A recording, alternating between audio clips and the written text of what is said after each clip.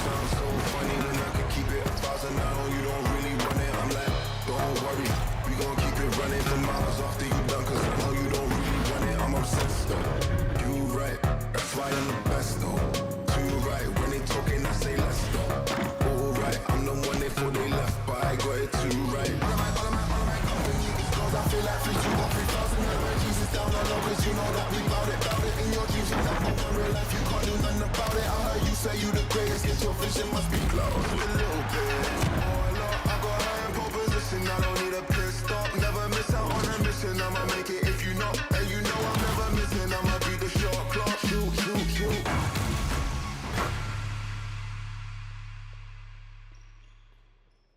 Самбайцгоо та бүхэндээ пүр гаригийн орой мэндийг хүргэе. Тэгээ та бүхэнд NB Talk хүрхэл бэлэн болсон байна. Үлээлээ 29 дугаар та бүхэндээ хүрж байгаа гэлмэн. Тэгээд студид яг та бүхний үндсэн тав байна. Та бүхэнд орой мэнд хүргэе. Орой мэнд хүргэе.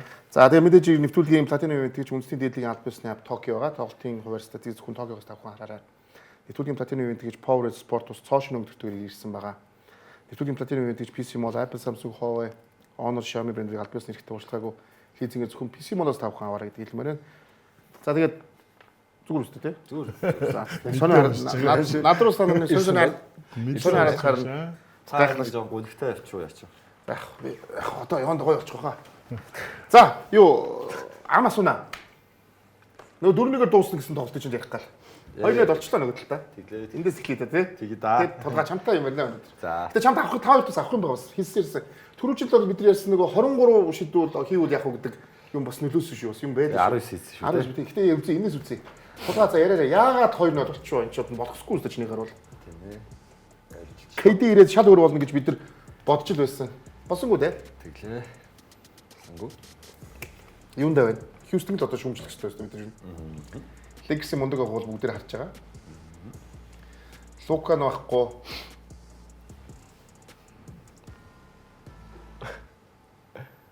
Леброн талбай дээр ямар дөрөв үнэтэй тоож байгааг харлаа.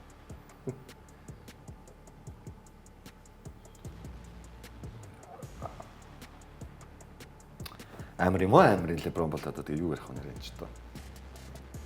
Гэтэ ер нь Хьюстонд тарахыг бол олон баг хүсэж байсан баха ер нь бол би тэгж бат. Ер нь таарыг бол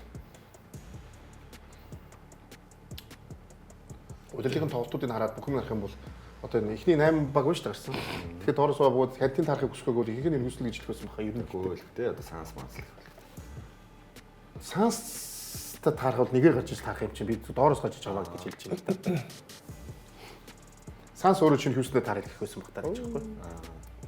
Яг тэгвэл хоёр тоглолт бол ерөөхдөө нэгдүгээр үеэс хойш нэгдүгээр үеийн хүсрээс оноо тэгвэл авал тэрнээс хойш ерөөсө санаачлаг гартаа авсан баг Lakers байсан.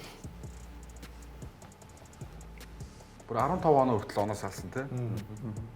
Тэгээ KD ихний ас 20 оноо авсан тий. Тэгээд 24 оноотой тоглолт дуусчлаа тий.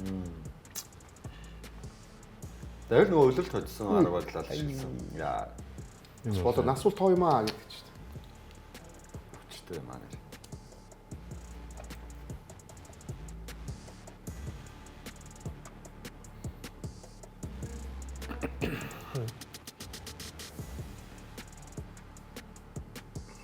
За ууг нь самбарт илүү байсан баг нь Houston Rockets баг байгаад байгаа. Хин доол дээр л offensive rebound-ын зүрх нь 21 байсан шүү дээ. Тэгж илүүрхчээд Оновчтой дамжуулалтаараа ч гэсэн Houston Rockets нь илүү байсан. Ялгаа нь хаана гарч чуугээ харахаар 3 онооны шилтэлтэн дээр.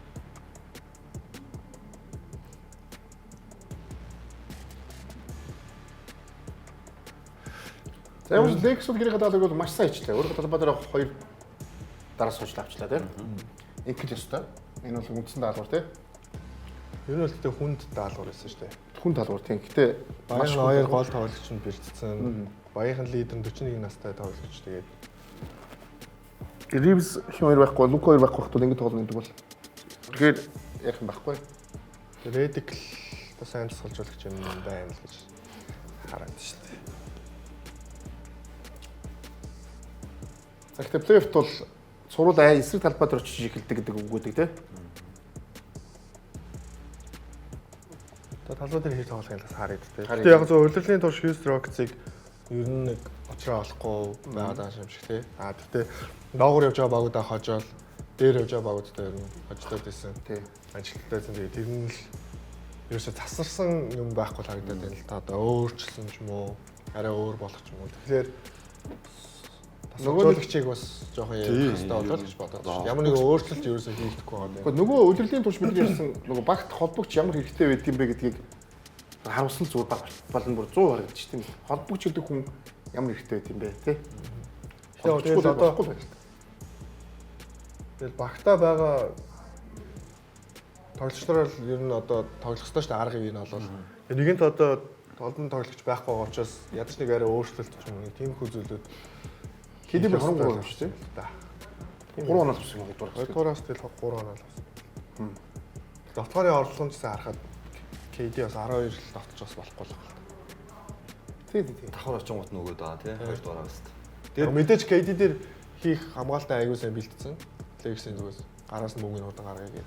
Гэхдээ удирдлагын төгсөлд энэ хоёр баг 2 тоглосон байхгүй. Хоёр тоглосон тэр тоглолтын дээр яг л ингэж тоглосон л да. Зүр миний төсөөллөөр бол тэн дээр бэлдэж орно гэсэн зүйлтэй. Тэр утгаараа Durant-ыг оноог нь авахуулаад бусдыг хамгаалъя гэдэг сонголт байж болно гэж. Тэгсэн чинь Durant-аас гаргая. нөгөө нэг хийцэн төлөвлөгөөгөө бариад ороод ирсэн. Өсөлтөгч огт нь ямар хариу байсан юм. Харин тэгэл Durant-аас мөнгөний гаргуулаад бусдаар нь шийдвэр гаргуулсан чинь нэг өдөр болж байгаа зүйлийг солиод явах гэдэг шиг л тий. тэгээ зүгээр ер нь бол заахаа энэ ажлын онцлог нь өмнө ямар нэг үйлдэл хийсэн бол тэрийг угаасаа барьж орох нь ойлгомжтой. Гэтэ сая тулгайл удирдлагын төгсөлт 2 тоглолцсон гэдэг. Хоёр тоглолт хоёулын дээр лекс очихоор ямар арга барилаар за энэ багч ингэж хожиж байгаа юм чинь энийг бэлдээл орж гинэ. Тэгэхээр бидний хариу өгөх ёстой гэдэг бодол яагаад харин удокод байсангүй гэдэг л сонирхол. Би яг тэрийг л гахаа. JJ Redick сайн муу гэдэг дээр анхнаасаа бол яг Redick анх ажил авахт нь нэг шинэ мэрэгч сайн мэрэгчлэн гарч ирж байна гэж хүлээлт бол маш өндөр байсан. Хин Austin Reeves тэгээд ялангуяа Luka Doncic байхгүй үед ур чадвар нь харагдаж штэ. Ер нь бол ямарч дэлхийдээ байгаа ямар ч судалгаач өөрсдийн үгийн дагдаг. Яг өөрийнх нь үгийн сонсдог тоглогчтой бол ийм байдлаар тоглох нь ойлгомжтой. Luka Doncic-тэй дэлхийн супер одтой байхад яагаад болохгүй байгаагийн асуудал. Тэрэн дээр л одоо гол ялгаал гарч эхлэх болов уу гэж. Яг зүгээр миний нэг анзаарсан зүйл байгаад байгаа. Тэр нь яг одоо хувцсэл хөрөөнд Houston Rockets багт айгуу том асуудлууд байгаа юм шиг надад санагдсан. Тэр миний л харсан үзэг. Яг тэгвэл надад хаана асуудал байна гэхээр дасгалжуулагч болон Сингүн гэсэн гол тоглогчтойгоо харьцаж байгаа харьцаа тэр нэг eye contact нүднээс нүдэнд харьцаж байгаа тэр харцнаас нь ингээ харахад ерөнхийдөө тодорхой хэмжээний асуудал байна уу. За тэгээд Kevin Durant-аас ч гэсэн харагдж байгаа зүйл нь ямар нэг зүйлд ингээ сэтгэл дундуур байгаад байгаа айгүй харагдаад байгаа байхгүй. Гэхдээ би энийг харж байна л да. Нэг баг нь 93 довтлцсон байна тийм үү? Нэг баг нь 66 довтлцсон байна тийм үү? 30%-аар илүү довтлоод энэ буруу болсон. Энэ буруу юу? Энэ юм дээр буруу алдаа гарсан байна. Энэ арай биш хаад үл тээ. Нэг нь 72, Lakers 72, нөгөө 89 товцсон. 72 89 товцсон. За тийм 72 энэ дээр алдаа гарсан байсан шүү. 72 89 товцсон байна. Гэтэ тэгээ юугаа хийхгүй шүү те. Нөгөө шидэлтүүдийг хийхгүй унгаахгүй шүү те. Илүү давталж байгаа ч гэсэн. Илүү довтлож байгаа ч гэсэн тэрийг л яах гэдэг. Одоо ингээд хүмүүс Сингүнийг маш их шүүмжилж байна л та. Хүн болгоны Йокч шиг байна гэж хөөргсөрөөд ийм хэмжээнд одоо үнэлэх тоглогчийг хэтэрхий хөөргсөн байна гэтэргээл амар тийм их яриа гарсан. Тэгээ статистик харахаар яг үнэндээ талбай дээр хамгийн ашигтай байсан, багтаа хамгийн хэрэгтэй байсан тоглогч Сингүн л байгаад байгаа. 20 тоглолч 9-ийг хийсэн. Гэхдээ хамгаалтан дээр дөрвөн бөмбөг дасалт 2 оновчтой хаалт ч гэдэм үү. Тэгэл ер нь Сингүн бөмбөг хүрэхээр угнал ашигтай байгаа. Тэгэхээр миний бодлоор илүү их Сингүн нэр төвлөрсөн тоглолтоо явах хэрэгтэй бол угаасаа холбогчгүй баг юм чинь. Kevin Durant багаараа 15 бөмбөг алт тэгээд тэрний 9-ийг нь Kevin Durant ганцаараа хийсэн байгаа байхгүй. За энэ магадгүй Kevin Durant тэр бэлтгэл дээр өвдгөөрөө мөргөлснөөс болоод гинт бэлтгэлтэй холбоотой баг. Гэхдээ ямар нэгэн байдлаар багийн лидер гэдэг үүднээсээ энэ одоо нүхнээс гарч ирэх гэх юм бол энэ Kevin Durant-тай холбоотой асуудал болж харах гэдэг. Одоо нэг LeBron дээр шахсан хамгаалалт бас хийж үзсэн. Durant дээр Lakers хамгаалсан шиг. Тэнгууд LeBron-оос давхар хамгаалалт зэрэг LeBron-оос гаргаж байгаа шийдвэр гаргалт нь Durant хоёрын шийдвэр гаргалт өөрчлөлт. Өөр. Durant 8 turnover болохгүй шүү дээ. 9 тийм 9 удаа бөмбөг алдсан. Гэхдээ яг карьерийн турш хийгээгүй юм л да. LeBron ч бол яг карьерийн турш хийж байгаа юм шүү дээ. Өөрөөсөө тэр бусдыгаа өөрөө оноо авахаас гадна бусдыгаа оноо авахулж тэр оншоо дамжуулалтыг үс тэрнээсээ сгсэн бүгийн таашаалаад бол Kevin Durant бол тийм шүү дээ. Playmaker уур чадвар за яг мэдээж бол байгаа. Гэхдээ бүтэн карьерийн туршийг харах юм бол хизээч гэдэг. Урд нь арай эдэн жилийн өмнө яг prime time дээр байсан Durant бол 2 тоглож ирсэнцэн дайраад ордог ч юм. Одоо бол тэр чадвар одоо өсөөсөөгөө би нь одоо арай л суулгацсан байгаа шүү дээ.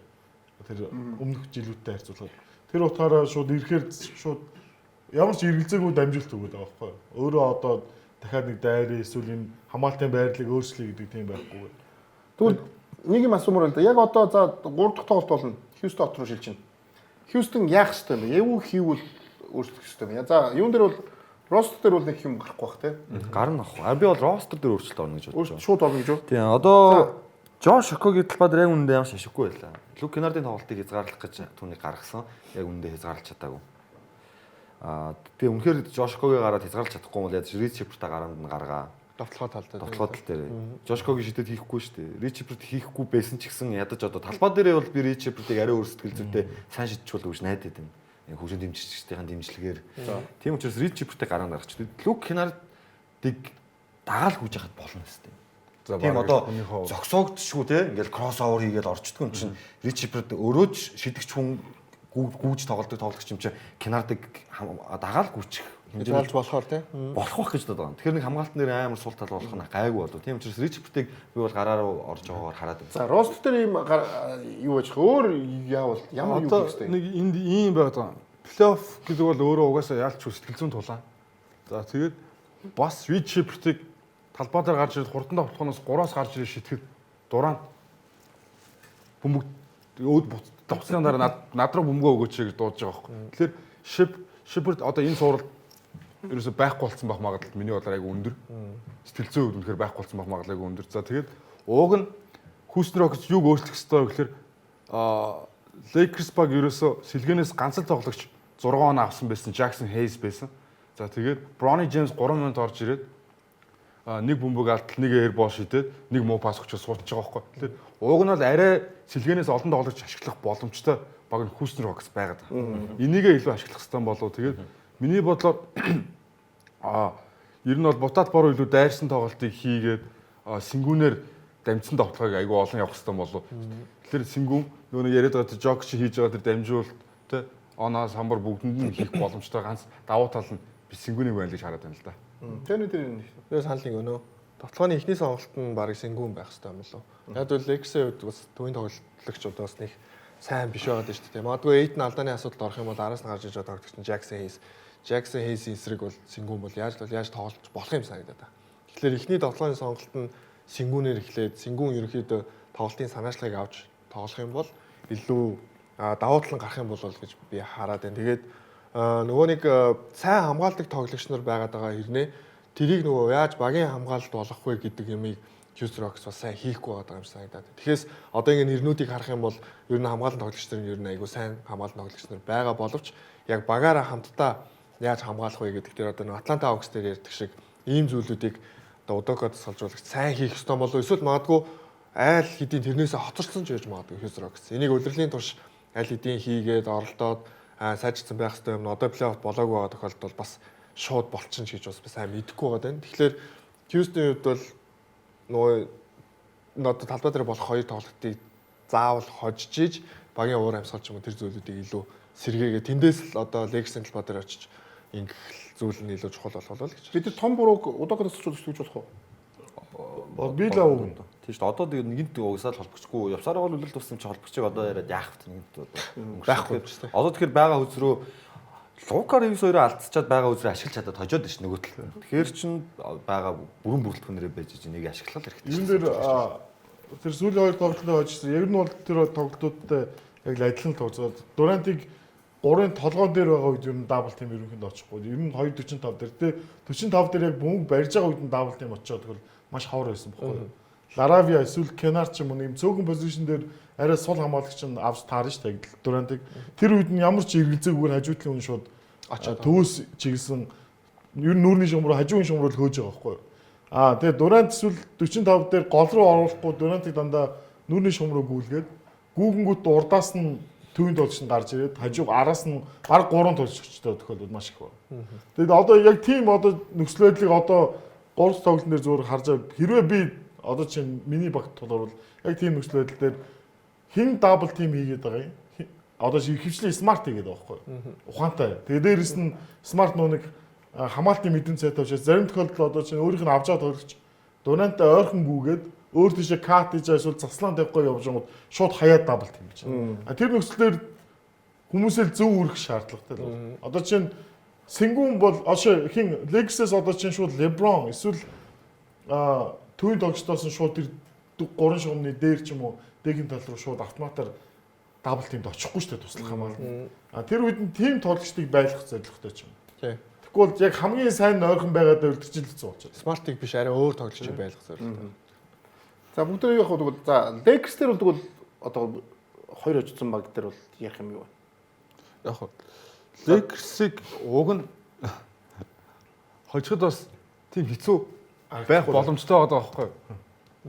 Жишээ нь гэхдээ Houston Lakers-ээс зүгээр муу байгаа байхгүй юу? Харин тэгээд байна. Яг үнэхээр тийм байгаад. Lakers амар сайн байгаад байгаа биш үү те. Ер нь хожиж болохоор байгаа. LeBron James бол үнэхээр аимшигтай байна. Амар. Тэгвэл одоо яриад хүн зүг үнэхээр болтгоо. Тулгаа одоо хэд бол товрол хэд болох вэ? Ингээл 4-2 болохоор боллоо. 4-2. Яг уу ягаад би бас бодсон юм. Houston ер нь 4-1 биш 4-2 нь хэцүү байсан юм байна.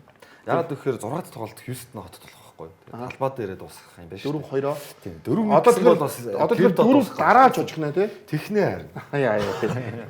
Ямар аимшигтай хүн бэ чи. За одоо яг нөгөө дараагийн тоглолтыг орё. Гэтэ энэ бол юу яасан шүү. Бид дээр нөгөө ярьсан 23 яг шидэд хийчих юм бол энэ өнгөсөж очих гэж ярьсан чинь энэ 10 шидэд точих юм байл шүү дээ. 10 суралцаад. 10 суралцаад очихоор байсан юм байлээ. Тэрийг бол би ойлгосон. За Boston Sixers Сүүлийн 2 тоглолт те. сүүлд хоёрт бид дээр ярьжсэн 23 гэх юм бол ер нь ямар ч баг өнгөсөж очих гэж ярьжсэн. Үнэн үстэй. Ханараа. Тэгээ тийм байдгүй мал гэдэг нэг үйлээдсэн шүү. Бүрхий байд юм аа гэж бид гэдсэн тэгсэн чинь. Тийм юм байна л дээ. Тэгэхгүй энэ сурлал чинь 4-0 одоо плей-офф ихний шот маргааш дууслаа гэж нэг Тас маргал ихний тоглолтын үтсээ юм юм чинь байна. Тэгэж тоглосон шүү дээ. Тоглож тань. Харин плей-офф чинь Гэхдээ би тэгээ тэр үед нийлээ шүү дээ. гэхдээ плей-офф 40 оногоор очих болохгүй шүү дээ тулгаа. Ядаж 10 оногоор очихсон би тийм ярихгүй шүү дээ. Намайг тийм яриулах хэмжээнд болоодсэн. Тэгээ 14 оноор очижлаа шүү дээ. За тоглолтын ихнээс юу болсныг эргээд харцгаая. Тэс төвч хэмжээгүй юм тоглолтууд. Одоо л харъя та. Тайт авч үзье та. Бид нар үзсэн. Тэгэхгүй үзлээ баг. Тэгээ нөө ихний тоглолтын дараа би хэлжсэн Boston Celtics-ийн урд шугамны хамгаалт юм сайн биш байгааднаа. Ер нь сул шидүүлээд байна. Sixers зүгээр шидэлтүүдээ алдчихлаа гэж хэлсэн. Хоёр тоглолтыг тэр нь хിവэрээ байсан. Сэргээр зүгээр Sixers тэр шидэлтүүдээ оруулсан. За өдөр бол пост илүү явж чинь тий. Одоо Бостонгийн энэ тоглолтод хийсэн бүх 3 оноо шидэлтийн ихэнх нь ихний үе дээр байсан. Тэрнээс цаашаа ерөнхийдөө Давталцлаа. одоо ер нь тоглооны хувь асар өндөр унсан гэсэн. Тэр филиш хамгаалтаа сайжруулах гэсэн үг тий. Тийм хилийн хамгаалт сайн байна л байгаа учраас л одоо 100 хүрэхгүй оноо гэх Бостон шиг тоглолтоо багт алдсан байл гэдэг. За мэдээж Celtics өөрсдөө шидэлтийн гүйцэтгэл нь бас тааруу байсан баг. За тэгээд тоглогч. Руки 3 шиддэг жимийг батлаа гэдэг байгаа шүү дээ. Тэгээ тоглолтын дундуур бас нэг бэртэл авсан тий. Тэгсэн айлгсан тэгээд явсан. За зөв. Хамгийн залууханда 30 оноо 10 самбар авсан. Руки Тоглогч болсон тий. Плей-офф тий. Тэдэн оноос хойш гэлээ. Данкнаас хойшсон шүү дээ. Тийм тийм. 99 оноос хойш. 99 оноос хойш анхны руки гэсэн. Тийм тийм. Тэгээд ямар байрлалын тоглогч вүлээ? 10 самбар. Урд чугамаар бодох юм бол 80 оноос хойш анхны. Magic Johnson-оос хойш. Тийм үү. Тийм. түүх үтэлээ. Түүх нь хойшгч байх уу? Түүх нь ерөөсөө Magic Johnson энэ хоёр л байгаа. Плей-офф руки үлрэлтаа хамгаалагч юм байна. Хоёр юм байгаа биз дээ. 10 самбартай 30 он авсан тохиолдол. Magic Johnson-ы өндөр нийтлээ тий. Тийм шүү дээ Magic Johnson. Тэгээд гэхдээ Данкнаас бас хойш гэр амар уу. Амар. 99 оноос хойш. Тэгэхээр сэтгэл зүй сайтай руки тоглогч гэдгээ л юм. Гал налцсан шид чинь да. Санжэвэл улирлын нээлтийн тоглолтын буюу карьерийнхаа одоо анхны тоглолтыг Бостон дээр бас 30 тоглоо л 30 зугаар оноо аваад эхэлсэн шүү дээ карьераа. Бостон дээр нь тоглож сурч тэ. Бостонгийн эсрэг ер нь сайн тоглож байгаа гэдэг бол бас сайн л гэсэн. Бостон шиг. Өөрийгөө сайн бэлдээд шүү дээ. Бэлдэж авч яадаг шүү дээ. За одоо Зүгээр нэг одоо нөгөө Вашингтон энтрийн үед бас ингэж биш байгаа шүү дээ. за бид нар тоглолтын томыг үдчихэд эхлээд нь Бостон жоохон муулнаа. Бостон ер нь баавар ингээд химлийг өөрчлөх төгсөн. Тэр үед Макси 2 дараалж яг 3-аас тоглолсон. Энд тэгээд ер нь ингээд ер нь дуусгацсан да. Тэгээ Максийн яриач гэсэндээ ер нь бас байлаа шүү дээ. Би ер нь өөр хариуцлага ер нь өөр дээрээ аваад тоглолтын ер нь илүү сайн оролцох хэрэгтэй гэдэг. Яалч тэгээ лидер хүний гуйнда. Эмбид мэдээлэл байгаа болоо тулгаа. Эмбид GTD болсон шүү. Тийм ба. Вау. Game time decision бол Game time decision болсон. өөрчлөгдсөн байгаа. Тэгэхээр ерөнхийдөө Бас боломжтой болчихсон шүү дээ. Муугаар ороход ер нь 4 тоглолт бол бат бах. 3 дээр оролцох уу юм. Йоо, сайн яаж. Хамгаалалт хэцүү нөө. Ингэж хурдан гүйчгэр Ингээл тийм. дөрөвдүгээр Гольтой тоглолтыг шүү. Эхнийх нь. Гүцэхгүй нөө. Тэгэл одоо лигийн хамгийн шилдэг урч хүний хамгаалагчтай нэг гэсэн. Шүү дээ. Тэр нөгөөд хамгийн урд тоглож шүү дээ. Йоо. Хамгийн урд залж юм Одоо уу? энэ хөлмөл алдуулаад харин угаасаа тэгээд Нөгөөд нь урд хүний хамгийн урд тоглож шүү дээ. Ер нь тэгээд боломжгүй тоглож болж байгаа юм шүү дээ. Нэг хүн хамгаалах. Хурдаарч тий. Ер нь хурдаар нь л да. Тэгээ одоо ингээ харахаар багийн лидер тоглогч өөрөө ямар хэмжээний товтлогооны оролдлогыг одоо энэ плей-оффт үзүүлэх ёстой вэ гэдгийг эндээс ингээ харагдаж байгаа байхгүй тийм. Одоо жишээ нь Maxi 28 товтлогооны оролдлого байдаг ч. Tatum-с 19 Tatum бас тийм одоо 20 л өгч чинь, Jaylen Brown 20 л өгч чинь гэмүүд. Одоо өмнөх цувралыг ярих юм бол Kevin Durant 12 товтлож яаж болохгүй л байгаа шүү дээ. Эди дабл тим ирсэн ч гэсэндээ ялангуяа 2 дугаар хагаст бол 3 оноо 2 тоглолтын оролцох хэмээр байна те. Гэтэ энийг харахад бол би Jason Tatum-ыг бол бас тоглохоо бас дутуул байна гэж харж байна те. Энийг харахаар багийн лидер хүн те. Одоо бид нэг тоглолтын статистик харахаар тоглооны оновчоос бусад бүх статистикаараа Boston Celtics илүү байсан байгаа даа. Гэхдээ Boston Celtics бүтэн багаараа 90 тоглолтоо ирснийхаа 50-ыг нь 3 оноор шилжсэн. Тоглооных нь 60% нь 3 оноор шилжсэн. Тэрийг ерөөсөө 20% та 20% та шидэж байгаа. Тэг 3 унахгүй 3 шид 3 шидээр унахгүй болохоор л өгчөж байгаа шүү дээ. Гэтэ энэ асуудал бол Boston угаасаа Угаасаа л юм. 20% та шидэхгүй за 35-аас 35-35-аас дээш хувьтай шидэх юм бол Boston Celtics багийг хождог. Энээсээ доош хувьтай шидэх юм бол ямар ч баг таажигддаг. Ийм л одоо концепттэй тоглоод байгаа шүү дээ. Энэ яг дурахсаа энэ зөв концепт. Гэхдээ авраг авчихсан шүү дээ. Мазуулагийн ирүү угаасаа л юм шүү дээ. Яг хувийн тоглогчдын уур чадвар сайн гэдэг юм дээр л энэ баг яваад байна. Гэхдээ одоо яг энэ хожигдлын дараа бид нар ярих хэрэгтэй юм. Энэ баг яг контендер хэмжээнд авраг авах хэмжээнд байж чадахгүй гэдэг асуулт гарч ирнэ. Зүгээр яг энэ тоглолтын дараа хамгийн их шүүмжинд өрцөн тоглогч хэн байсан бэ гэсэн чинь Derek White. Энэ бол Derek White тэдгээр 16 оноо 4 самар 5 дамжуулалт дунжилсан ч гэсэн довтлооны хувь нь ердөө 39% бүтэн хөлөөр довтлсон байна. 3 онооны шидэлтийн оновч нь 31%. Тэгэхээр энэ тоглогч чинь underrated биш, overrated тоглогч болсон юм биш үү гэсэн яриа айгүй явлаа л гэсэн. Баясаа Бостон дээр. Бостон ч яг зөв контендер мөнний хувьд бол мөн авраг авах уу гэдэг төр бол ирэлж байгаа. Тэгвэл өрөнд ямар аваа вэ? Уусаа яг Бостоныг 3 шидэгсэн бол над бол уус таалагдав. Хитрхи их бүр арай л дэндүү гэж. Ер нь бол 3-аас нэг багийн довтлооны 30%, 40%. заагаад дээдлэн 40 л байхад болох үү? Энэ чинь 50 60 болчиход байна тийм. 60% болчих. Хитрхи уусаа тэгэл ийм л байсан тэгээд одоо зүгээр яг Бостоныг юу байхгүй гэж юу бол энэ байхгүй юу? Босод үндэс нь бол байна тэгээд Харфорд гэсэн байхгүй. Гэтэ Харфордын нөлөө өнгөрсөн жиж авд юм яг. Зүгээр Бостон сайн тоглолтын дээр бол би зүгээр л хийж бодсон. 40 оноор хожиж зүгээр үнэхээр сэтгэл нь амраад гараад ирж байл гэж бодсон. Тэрээс Sixers нэг тийм энэ ажлаараа дахиад илүү хожил авах гэдэг бол надад тийм мэдрэмж боллоо. Яасан бэ? Баясаа нэг мэдлээ чи нэг хариулаач. Яах тэгэл үзье. Гурт тоглох үзэж юу? Тий. Яг гоо гэтээ Embiid ирнэ гэдэг чинь бас гоё мэдээ. Game time decision болсон байна гэдэг чинь гоё мэдээ. За түрүү бид нар ярьсан Зүгээр л game time decision нөх үү? Гэтээ бас өвчтөн аут гэж юу байхгүй байна гэдэг чинь бас тийм юу байхгүй. Injured юу гэж байхгүй. Тэр чинь хүснээр өгдөг үстэй. Эсрэг багтаа бас хэцүү бас юу гэж өгж болно тий. За ээжгүй түрүү снакнаас хойш 30 оноо 10 самбар авсан анхны рүүки. За энэ тоглогчдод ирээдүйд угаасаа гялцах рүүкийн нэрийг Энэ жилийн тийм ээ. Энийг бол бид бүгдээрээ анхнаасаа ярьж ирсэн. Өөрийгөө тэрийг хамгийн ихний тоглолтын дээр ч гэсэн сая хэлсэн. Баталсан тоглогч. За одоо харин Бостон дээр чамд 3 дахь тоглолтын дээр яах бол тийм ээ.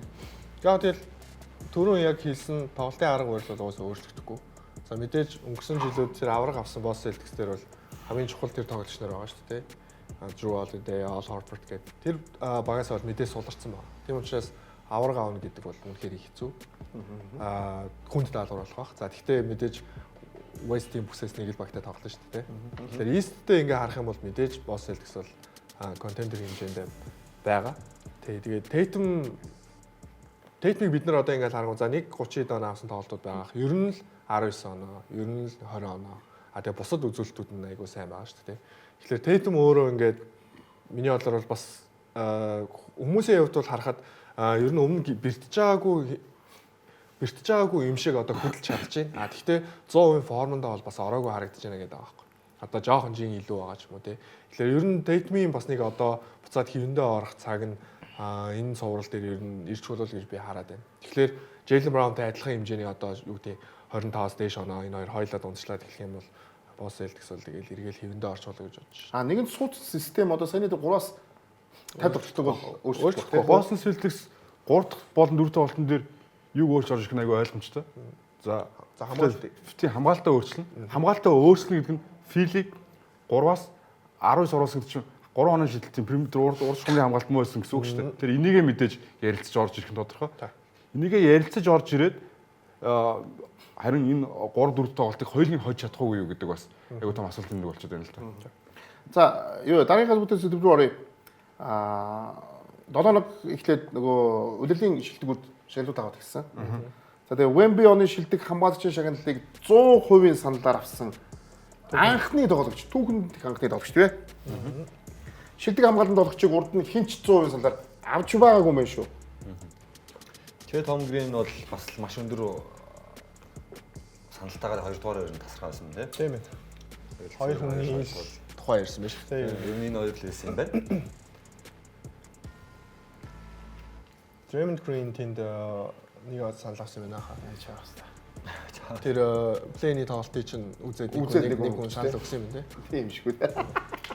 За Wemby-гийн нөлөө бол үнэхээр хамгаалтан дээр ойлгомжтой амар гоо зүгээр. Надад энэ чинь нэг сонирхолтой харагдж байгаа зүйл нь тэгэхээр одоо жишээ нь Ausar Thompson, Amen Thompson хоёр Scottie Barnes 3-ын хамгаалтан дээр хийдэг зүйл бол бас л айгүй өндөр нөлөөтэй байхгүй. Тэгэхээр эднийг бас жоохон дутуу үнсэн юм санал ирсэн болов уу гэж би бодсон шээ. Зүүн дээр ч байматай боё яаж юм доор байт юм бол гэж үзсэн. Нэг саналаа. За ямарс энэ бол тэгээ түүхэнд анхны зүйл боллоо.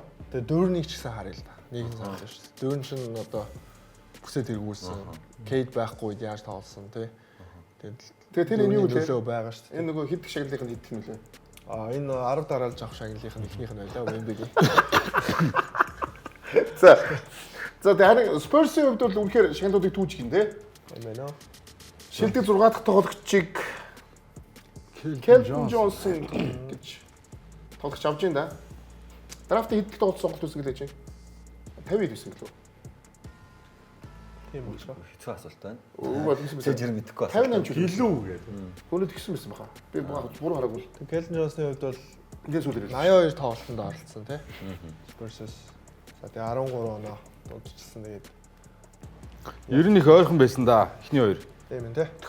Энэ дундаас яг Team Hardaway ингээд шилдэг 3-т үлдсэн бол хувьдаа баяртай. Тэгээ нэрт бол яг Тэрээр том сэргийлж нөлөөтэй улирлыг өнгөрүүлж байгаа. Плей-офф ч гэсэн тэрийг харуулж байгаа гоё. Энэ бас Dylan Harper. Эхний тойргийн 29 дахь сонголт Keldon Johnson. Тэгэхээр 59 л. Хэд сонголоо? Эхний тойргийн 29. 29. Тэгэхээр миний хувьд бол одоо хүртэл яг лигийн хамгийн шилдэг. Нэгдүгээр тугийн хамгийн сүүлийнх бол нөлөөтэй тоглогч Назри твэрэл байгаа гэж боддог шүү дээ. Назри дөө. Keldon Johnson-ы нөлөөнөөс илүү. Ер нь бол албад дээрх нөлөөгөөрөө тийм. Одоо хүртэл Назри лигийн шилдэг л гэж боддог би. сайн буруу харсан. Нэгдүгээр тойргийн 29 дахь сонголт. За тэгээ дараагийн суулраа тий. За тийм шууд Spurs бол Portland Blazers байна. зогон шагналаа гардаж аваад болно. Халаа хичээгээд ихсэндээ тоглолт тий. Good Anderson.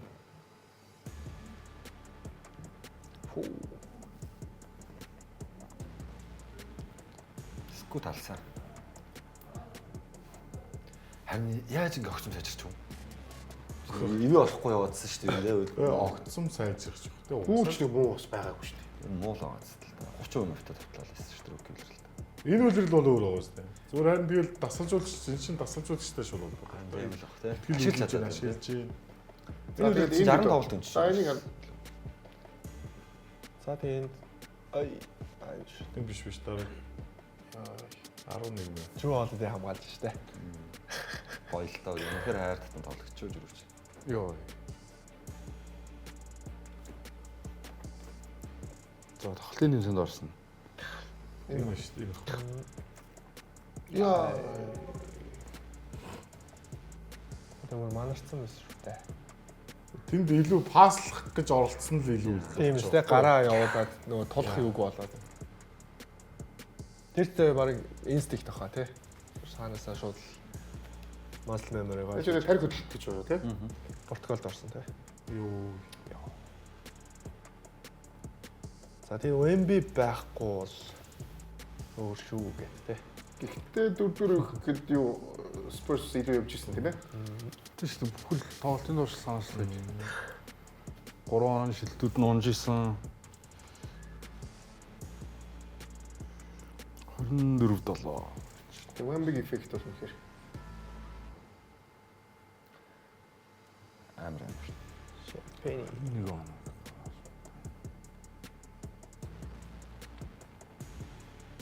Сосочтой.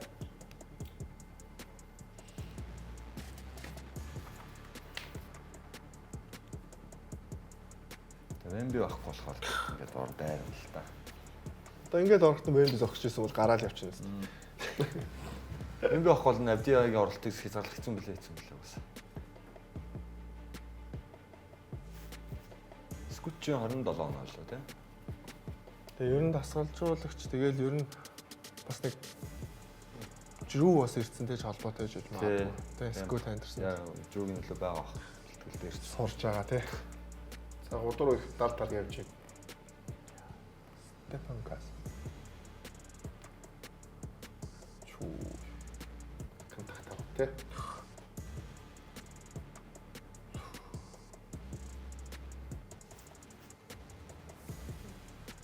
Аянда. Дилаа.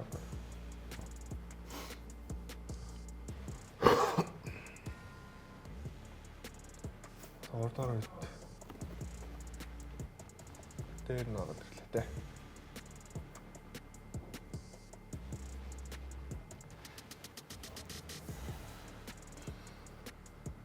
Spurs гэхдээ De'Aaron Fox, Stephen Castle-тай юм чин Dylan Harper-ыг биш Edge Combi драфтлсан бол яах вэ? Dylan Harper-ийг илүү тоглох юм болов? Юу яач вэ гэлч ус. Хайсан Барнс. Корне. Оо.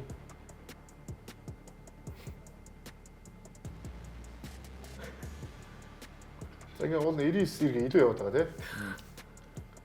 4 минутанд. Амар тоглосон.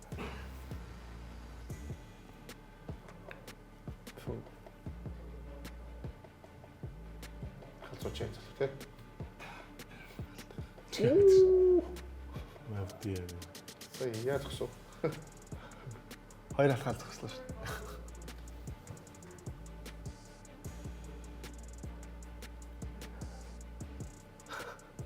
Яасан бэ гэж.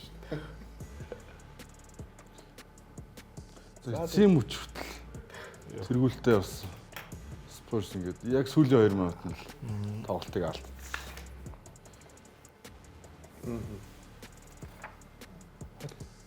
Scott Anderson 31 оноо. 17 авч 11. Исэн байна да. Drew Holiday талбай дээрх 1-12.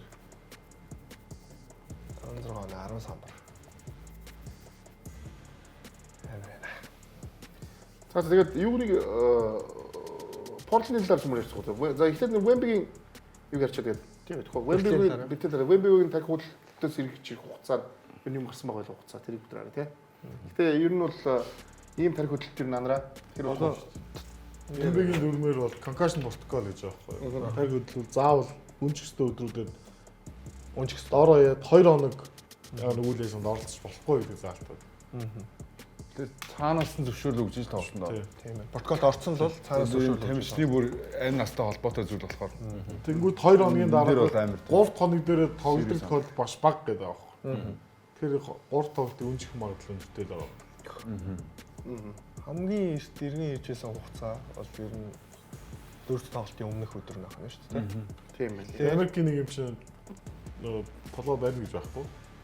Нэг юм чил тэр хэвчээ байхгүй юу? Нийлээ спорт. Манайх байсан бол юм дээр авчаад нэг хүн Манайх бол бариулнаа гэж явж байгаа шүү дээ. Тэгээд магасны улаан ус татж байгаа л пак хийлүүлээ. За маргааш орох зүгээр гэх. Өөсөө ямар ч сүт хөхтэй зүгээр шиг жинхнэр зүгээр шүү. Жинхэнэ улаан яг болчихсон зөв нь. Гэхдээ яг жинхнэр зүгээр болно шүү. Тэгээд эндээс ингээ харах юм бол одоо дундаж иргэн ирэх хугацааны хүрээ 5 тавалтаас байх. Хүүхэд байхасаа л бариулж. Спорсыг одоо тэгээд Монголоос нэг барьдаг үнтэй байсан гэдэг ингээд шууд тоглож байгаа шүү. Гэтэ яг нь ер нь бол дорны бас энэ анхаа Америкт бас нэвтрэл байгаа юм билээ тий. Европ Европ бариамаараатай болоо. Бүгд орсон бүгд барай боддоо. Гэхдээ толгоо бол барихгүй. Толгоо Спорч чи манай өрүүлгээ бүр Спорч чи бас манай нөгөө Монгол залуу ажиллаж байгаа шүү дээ. Цаа чи бас ярьж байгаа. За Монголоос барьдаг юм байна гэдэг. Наадах чи барьж тийм Монголоос барьж ярьж байхгүй. Яаж наад чи Монгол байна гэдэг. наад чи Монгол Тамираа. наад чи Монгол барьж тийм даа гэх тамираа. Тамираа нэг улаан бол. Манай ээж барьчин даа гэх. За юу нэг Портландыг бол бас ямар байна? Магтмаар байна. Гэтэ ер нь Портланд дэр нөгөө байдал болгон дээр бол ер нь эвгүй шүү гэж яриадсан. Тэгээд энд гаргаж ш тийм ээ. Одоо тэр буцаад талбай дээр Портланд бол бас бүр өсрэг. талбай бүр нэг давуу талаа өөрсөндөө аваад ирлээ шүү дээ тий. Одоо цувралыг 2-1-ээр тэргүүлж эхлэх боломж байна. Тэр боломжоо ашиглах хэрэгтэй. Нэгт талбай дээр хоёрт Вемби байхгүй дээр. Тэгээ Вемби гинт ус ороод ич магадгүй шүү дээ.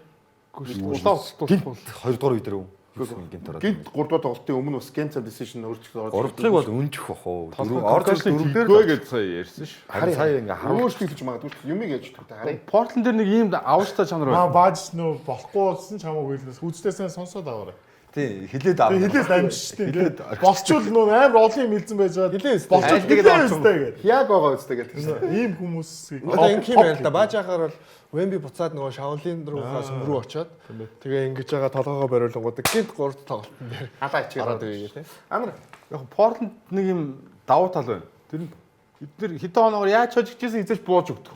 Тэгэл 4 ноцолтоод яваад идэг. За тэгээ Роберт Уильямсыг дурдах хэрэгтэй гимэл бэртлэхөө сэлгэнс гарч ирээд 11 он 9 самбар хамгаалтын статистиктэй маш нөлөөтэй тоглолтыг үзүүлээ. За энэ юм байхгүй нэлээд холбоотой.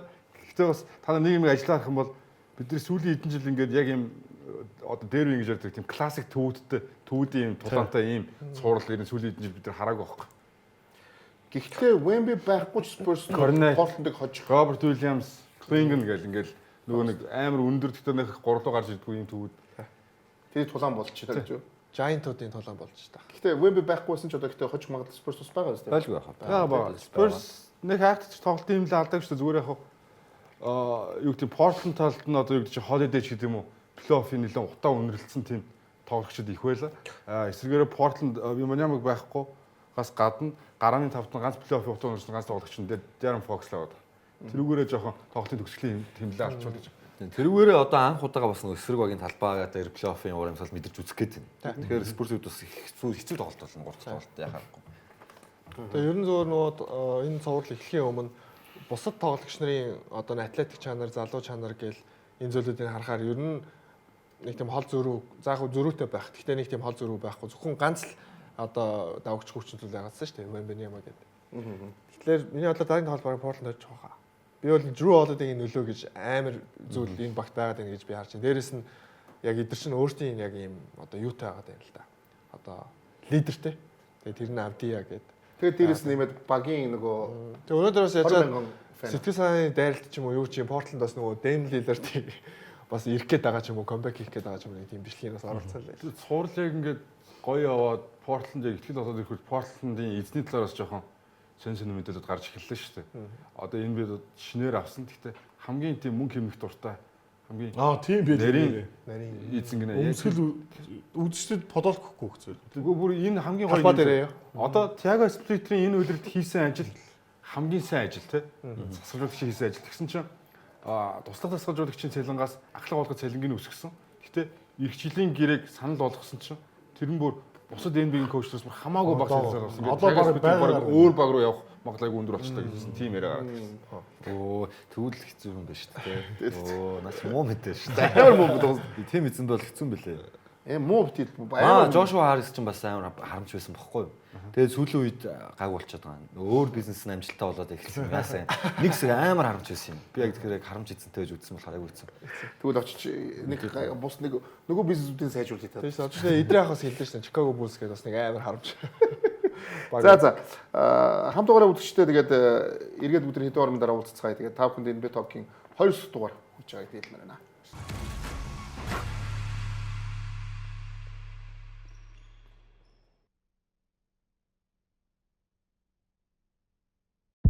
Нэвтрүүлгийн Platinum Event гэгч Future of Lifestyle Toki. Тэм 83 он авчлаа шүү дээ. Плей-офф сонирхолтой болж шүү дээ. Аль баг гарна гэж бодож байна. Сайн мэдгүй л байна.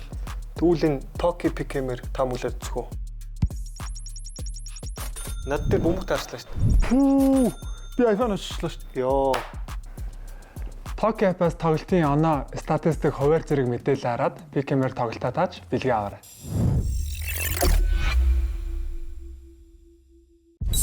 Нэвтрүүлгийн Platinum Event гэгч Сагсан мөнгөний спортыг дэмжигч Coca-Cola.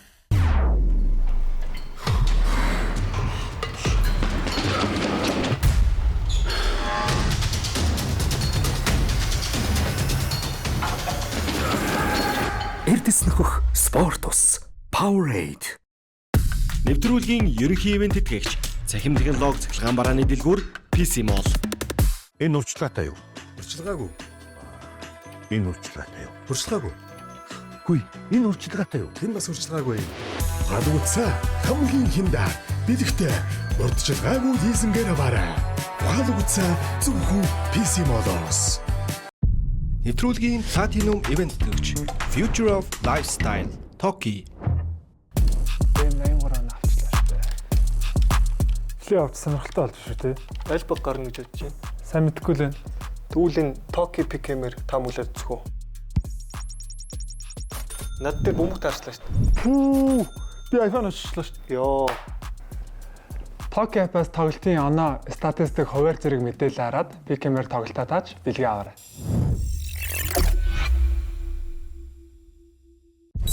Нэвтрүүлгийн Platinum Event гэгч Сагсан мөнгөний спортыг дэмжигч Coca-Cola.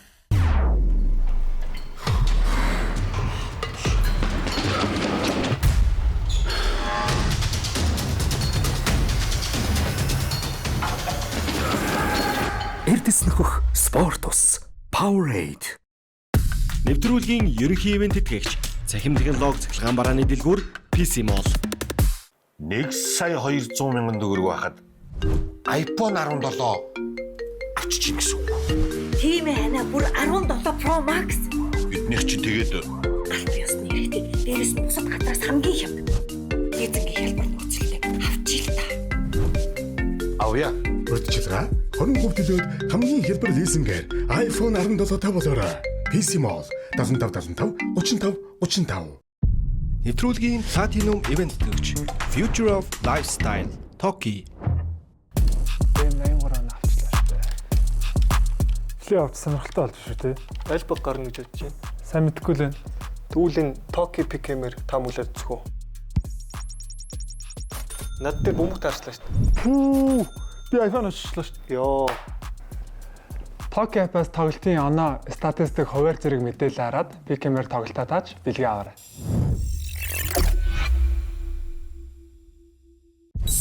Нэвтрүүлгийн Platinum Event гэгч Сагсан мөнгөний спортыг дэмжигч Coca-Cola.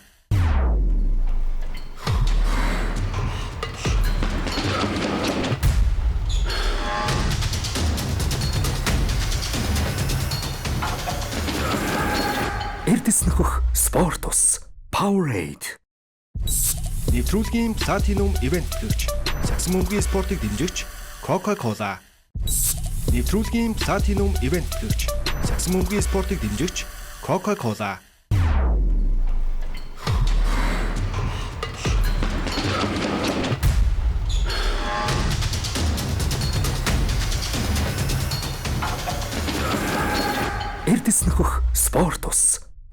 Powerade. Нэвтрүүлгийн ерөнхий ивент тэтгэгч цахим технологи цахилгаан барааны дэлгүүр PC Mall. Энэ урьдчилгаатай юу? Урьдчилгаагүй. Энэ урьдчилгаатай юу? Урьдчилгаагүй. Хүй, энэ урьдчилгаатай юу? Хэн бас урьдчилгаагүй. Гал утсаа хамгийн хинда бэлэгтэй урьдчилгаагүй лизингээр аваарай. Гал утсаа зөвхөн PC Mall-оос. Нэвтрүүлгийн Platinum ивент тэтгэгч Сагсан мөнгөний спортыг дэмжигч Coca-Cola.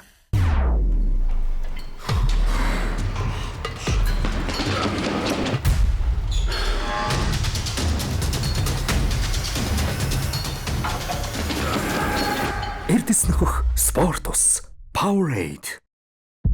Нэвтрүүлгийн Platinum ивент тэтгэгч Future of Lifestyle Toki. Ийм 83 он авчлаа шүү дээ. Флийн авч сонирхолтой болж шүү дээ. Аль баг гарна гэж бодож байна. Сайн мэдгүй л байна. Түүлийн Токи Пикемер таамаглаад зөвхөө. Над дээр бөмбөг таарчлаа шүү дээ. Пүү. Би iPhone авчлаа шүү дээ. Йоо.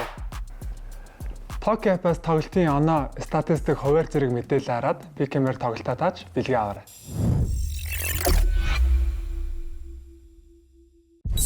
Нэвтрүүлгийн Platinum ивент тэтгэгч Сагсан мөнгөний спортыг дэмжигч Coca-Cola.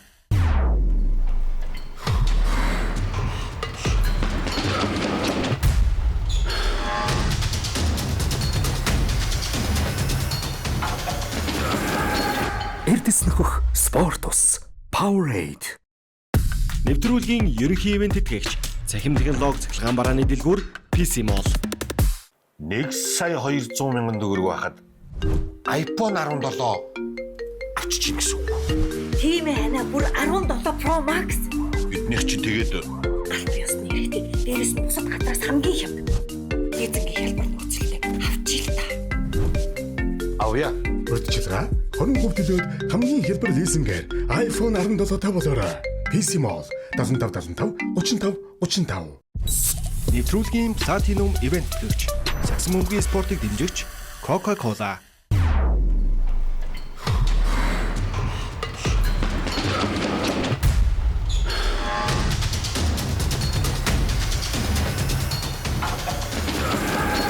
Эрдэс нөхөх спорт ус Powerade.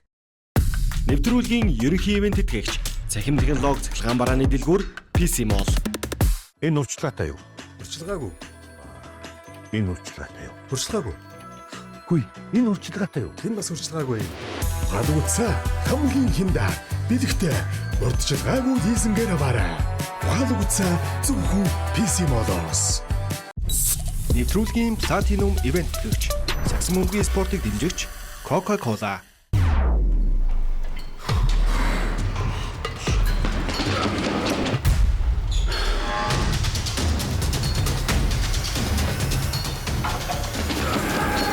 Эрдэс нөхөх спорт ус Powerade. Нэвтрүүлгийн Platinum ивент тэтгэгч Сагсан мөнгөний спортыг дэмжигч Coca-Cola. 1,200,000 төгрөг байхад iPhone 17 авчиж гэсэн үг. Тийм ээ хана бүр 17 Pro Max. Биднийх чи тэгээд Аль биесны хэрэгтэй. Дээрээс нь бусад хатраас хамгийн хямд. Эзэнгийн хэлбэр нөхцөлтэй авчил та. авъя. Урьдчилгаа 20% төлөөд хамгийн хялбар лизингээр iPhone 17 тавуулаарай. PC Mall 7575 35 35. Нэвтрүүлгийн Platinum ивент тэтгэгч Сагсан мөнгөний спортыг дэмжигч Coca-Cola.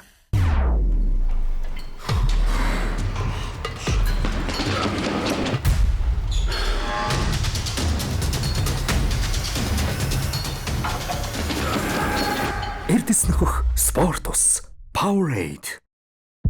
Нэвтрүүлгийн Platinum ивент тэтгэгч Future of Lifestyle Toki. Ийм 83 он авчлаа шүү дээ. Флийн авч сонирхолтой болж шүү дээ. Аль баг гарна гэж бодож байна. Сайн мэдгүй л байна. Түүлийн Токи Пикемер таамаглаад зөвхөө. Над дээр бөмбөг таарчлаа шүү дээ. Пүү. Би iPhone авчлаа шүү дээ. Йоо. Toki app-аас тоглолтын оноо статистик хуваар зэрэг мэдээлэл хараад Pickemer тоглолтоо тааж бэлгээ аваарай.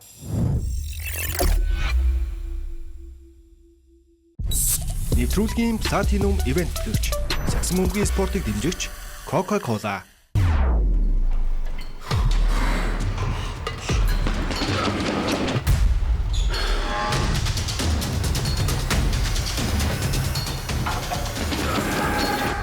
Эрдэс нөхөх спорт ус Powerade. Энэ урьдчилгаатай юу? Урьдчилгаагүй. Энэ урьдчилгаатай юу? Урьдчилгаагүй.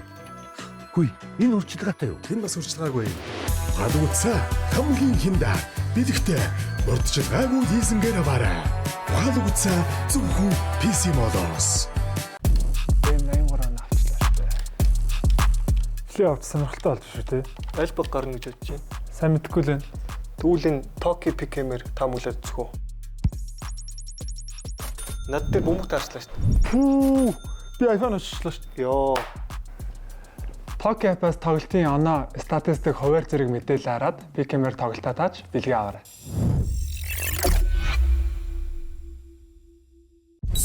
Нэвтрүүлгийн Platinum Event төлөвч, Сагсан мөнгөний спортыг дэмжигч Coca-Cola.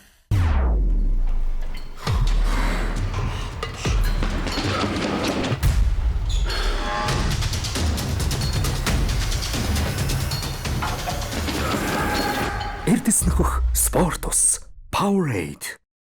1,200,000 төгрөг байхад iPhone 17 авчиж гэсэн үг. Тийм ээ хана бүр 17 Pro Max. Биднийх чи тэгээд Аль биесны хэрэгтэй. Дээрээс нь бусад хатраас хамгийн хямд. Эзэнгийн хэлбэр нөхцөлтэй авчил та. авъя. Урьдчилгаа 20% төлөөд хамгийн хялбар лизингээр iPhone 17 тавуулаарай. PC Mall 75 35 35. Нэвтрүүлгийн Platinum Event төлөвч, Сагсан мөнгөний спортыг дэмжигч Coca-Cola.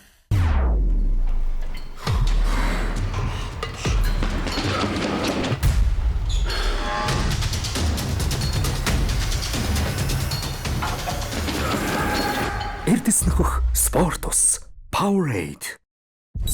Нэвтрүүлгийн Platinum Event төлөвч, Сагсан мөнгөний спортыг дэмжигч Coca-Cola.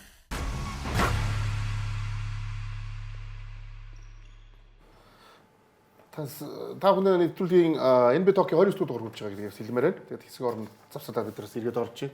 Шууд орсон ч болсон.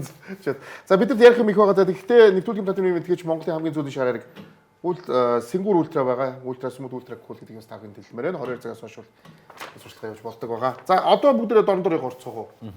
Гэтэ би бол бүх сургуулиудыг аяга хурдан дуусчих гэж бодсон байхгүй юу? Баг нэгээс бусдаар бүх сургууль нь эсрэг талбай дээр очихгүйгээр тэнцчлээ тийм үү баг. Маш өсөлттэй болоод ихэлжлээ шүү юу. Сэтгэл хөдлөлөөр юм хандж бас болохгүй маань тийм ээ. Айгу хурдан дуусчих юм санагдаж үгүй маань. Яа шууд эхэллээ гэж аа. Плей-офф нь эсрэг талбай дээр очихгүйгээр яахын дуусах гэсэн чинь нэг хүн. Энэ бол түүхэнд хамгийн сонир байж магадгүй болох үедээ гэж үг. Та хүмүүс хилээд байна.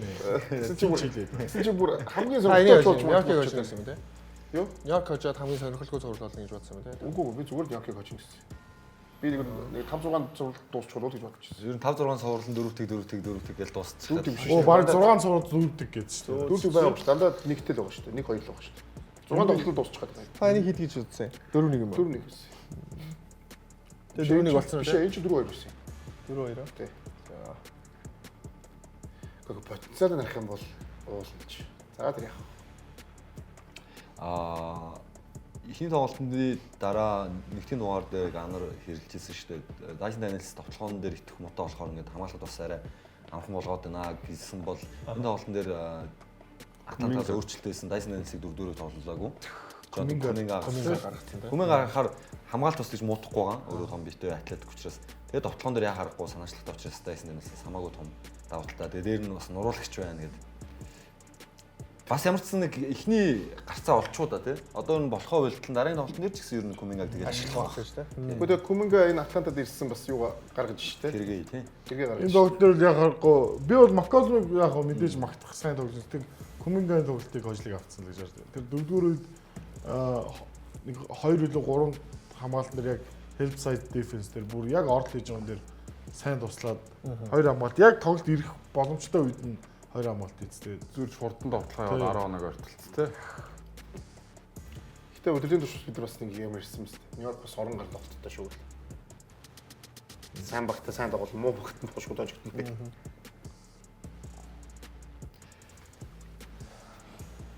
Колум амар байлаа. Эхний 2 тоглолт хоёуланд нь сайн байлаа. Тий. Яа туршлага гэж бол туршлага байх юм даа.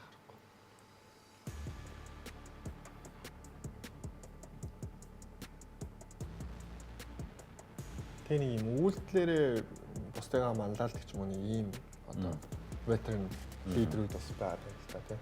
За гэхдээ би ярьсан тэрийг ярина. Энэ New York Knicks-тэй алдаанууд энэ бас өөрийнхөө өнцгөөс бас ярий те. Яасан. Өдрөл free throw шийдэл дээр 14 баримт байгаа юм билээ. New York Knicks. За сүүлийн 3 тоглолтод шийдэл дээр NBA-ийн 30 дугаар баримт. New York Knicks. Нэгс плей-офф сүүлийн 2 тоглолт шүү дээ Андра. 2 тоглолт болон өдөрлийн сүүлийн тоглолтод шилжсэн тоглолтоороо 30 дугаар байна. За дээрэс нь одоо энэ өчтөний тоглолт шүү дээ. NBA болцсон юугаараа бас 30 дугаар байна. Буюу өчтөр бол 10 перснал алдаж 62 хувьтай шийдсэн шүү дээ. 27-оос 17 гэж. 17-г шийдээд 10 перснал алдаж байгаа нь өөрөө тэгээд 62% буюу энэ лигийн хамгийн муу. Сүүлийн 3 тоглолт ч лигийн хамгийн муу. Энэ тэгэхээр энэ багийн чинь нөгөө сагсан бүгднийг юу байдаг шүү дээ. Баясаа Андра нөгөө чөлөө шилдэлтэй идэхгүй баг чинь хожигдд юм да гэдэг нэг үг байдаг шүү дээ. Бичгтэйг ойлж хэлдэг. Энэ бол яг энэ баг дээрээ болчихлоо шүү дээ. Энэнийхээ зүгээр нэг 2-1-гээл тэрний хэдийн энэ хүн юмсэн шийдсэн. тэгээд нөгөө талаас нь CJ нөгөө цаг дуусах чагт 2 юугаа алдсан шүү дээ. Бас алдсан. Алдаад өгсөн шүү дээ. Тэр бас гсэн шүү. Тэгээд тэгэхэд харин 1 оноогоор хожигдсон юм зү тоглолтгүй. Тэгэхээр нэг чөлөө шилдэлтэй ч тэнцэн тийм үү? 2-1-д хожиж байгаа газар цэвэр өөрсдөө би алдаа гэж бодож байгаа. Энэ хожих магадлал нь Нью-Йоркт угаасаа байсан л байсан гэж бэлтгэх байхгүй. 60% чөлөө шилдэлт алдаж шийдэж болохгүй шүү дээ. Нэг хамгийн муу зүйлийг үзүүлээд нь шүү дээ. Чөлөө шилдэлтэй. Тэгэхээр би миний зүгээр өнцгөөс энэ бол нэг Атланта нэг амар сүртэй мундагдаа биш. Нью-Йорк өөрийнхөө чөлөө шилдэлтэй хийгүйгээс болоод хөчтөчөө тоглолт хийж байна. Ийм тоглолт ер нь лигд битээд бүх орны лигд болдог шүү дээ. Чөлөө шилдэлтгүй л ажигддаг шүү. Тэгээд энэ Нью-Йорк Knicks өөрөө муу байна. Тэрийг сайжруулах хэрэгтэй байна. Тэрээс бол би бол одоо ч гэсэн Нью-Йорк Knicks-ийг үтсэн тоглолтод очих боломжтой байгаа гэж бодож байна. За энэ миний зүгээр миний л үзэх шүү. Та нар одоо өөрсдөө сайндаа биш гэхээсээ илүү зүгээр тэр Нью-Йорк Knicks-ийн гаргаж байгаа алдааг Атланта авсан ашиглаж байна. Гэхдээ шийдгсэн байна. Бас 2 персоналаа бүр алдсан шүү дээ сүүлд CJ McCollum. Тэр бол бас буцаад эргүүлчих. Тэгээд цаг дуусах Michael Bridges-дэг нөөндөөс цаадлаа шийдсэн шүү дээ. Тэгэхээр ер нь энэ хамгаалт. Амар хамгаалт байна да. Шууд тогч. Тэгээд 4 хост тэр нэгээд боломж гарсан шүү дээ. 4 он олцсон байна. Энэ яг CJ 2 персонал авдаг. Одоо 3-аас эргэж ирж шийдээ. Одоо нэг тэгээд CJ тэн дээрээс та өөрийгөө бүр маш яаж хийж байна. Одоо энэ шүү дээ. Тэгээд 5 секундээ урагшаа хурдан пуш хийсэн. Бриз зойсон л та. Бризээр энэ дээр тэр нэг зог тусдал буруутсан болов л гэж бодсон. Шууд орцсон бол гэж юу? Шууд нэг дайрах үйлдэл. Эсвэл зог туссан бол голоор гүйж байгаа өнөрөө паслах боломж хардаг гэж. Зог тусахгүй шууд дайрах гэсэн чинь нөгөө тийм хамаагүй том биетэй. Джейлен Джонсон Бриз зойр чинь тоглолтын турш би бинтэй юм яриа л бүр. Нөгөө тийм хамаагүй сайн хамгаалагч байсан болохоор яах чад. Дархан гэхдээ бүр нөгөө том телевизээр ярьцлага авч явах хүртэл хин тэр юунаас гарааг үсч CJ McCollum хараад өгөлжсэн шүү дээ. Өөрөөр гол статистик тийм үү? Джейлен Джонсон, Дайсон Джонсон хас 15, 10-15 тэгмүү Куминга талбар байгаа нэг үзүүлэх. Одоо тэр Мичл Робинсон гээд 6-6 гэж тавтлаа. Чөлөө шийдэлт 2 шидэд нэгийг оруулсан юм байна. Тэгэхээр offensive rebound-уудыг хязгаарлахгүй бол 14-6 Атланта дараагийн тоглолтод. Мичл Робинсон ч яг ингэ плей-офф эхэлчихээ сайн тоглосон. Тэгээ хасгаараа үүж шүү дээ. Дээрээс нь нөгөө миний түрүүний хэвээр нэмж хэлдэг нь өдөр үе онооны 10 онооны тэргүүлтэд орсон тохиолдолд 2 бейс юм байна. байсан. 14 3 болчих. Жижигдсэн байна агч. Миний нөгөө дахиад хэлэх гэдэг тэр нөгөө муу чөлөө шийдэлтийг бүр ашиглаад тэгээд энэ амар үзүүлэлт байгаа. Тэгээд ер нь бол эргэж ирүүлдэг байх нь шүү дээ. Багийнхаа түүхэнд. Хангалттай оноо авдаг баг. 4-р үедээ 15 оноо авсан байгаа тийм яг. Эсрэг багтаа 23 оноо алдсан. Биш 28 оноо алдсан. Тэгэхээр эхний тэр нөгөө мэлэх гэдэг нөгөө тэр таны хэлж байгаа бас зөв байгаа байхгүй. чөлөө шийдэлтэй. Парвала хийсэн бол хожих. Тэгээд дээрээс нь тэр шийдэлтийг бүр ашиглаад муу шийдэлтийг ашиглаад бүр хаака явсан мэт ихтэй тоглолт төрөхгүй юу? Хин олон дээр явсан шүү дээ. Тэгээд чи юу жигээр энэ баг угаасаа муу шийдэл шийдэл. Мичл Робинсон дээр л хийж шүү дээ. Гэхдээ ер нь тэрийг ашиглаж шүү дээ. Тэгэхээр тийм тоглож олон байна гэж бэлэх гэдэг. Тэгэхээр энэ тоглолтын дээр 4-р зүгээр Никсийн довтлогоо хэтэрхий Брансныг хайсан болцсон л доо. Өөрөөсөө довтлох боломжтой үедээс довтлохгүй тохиолдлууд их гараад Брансын гэхдээ зүгээр арай нэг удаан суулгацсан юм санагдсан. Нэг 4-р үе хэлээд 3 минутын дээр лөө. 3 минут өнгөрсний дараа орцсон. Хэсэг байхгүй байх маш удаан оруулсан тийм. Яг удаад нэг юм тэгжээс нөө удаан суулгаж байгаа нэг хүн оруулж ирсэн чинь багийнхан бүгд хайгаад гэсэн. Бранс орсон шууд 3 шидэж байгаа шүү. Нөө нэг юу гарцсан мэт байсан нэг хизээч улирал ашиглаагүй тавтаа гаргацсан байсан Майк Браун тэрийг ихтгэх удаан тоглуулсан гэх. Тэгэхээр бас юуны дасч би зүгээр энэ тоглолт нэр зүгээр яг тасалжуулагчдын баг нь зүгээр жоохон баг зэрэг зүгээр анхааралгүй ажиллачлаа л гэж харсан.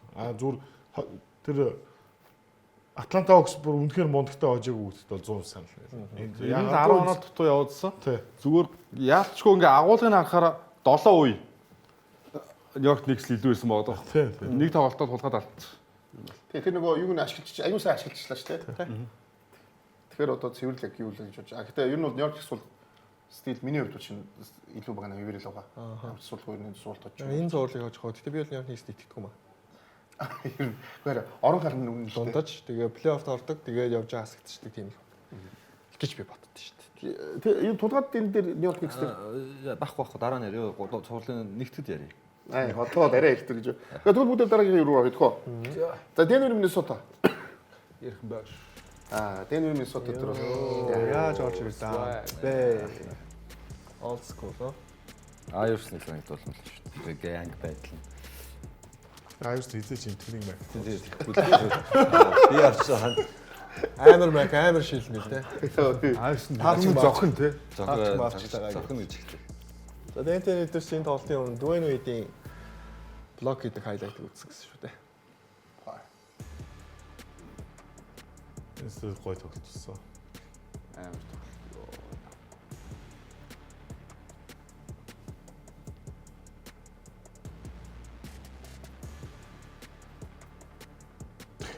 эхлэлийг бол бүр арай амар тавьсан шүү. Бүр төгс бүр яагаад алдаатай 3-аас 2 ч оруулж ах шиг.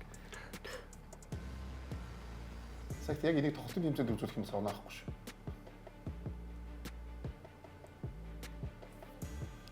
За тэгээд ингээд уншаал хэлсэн дээ ихний.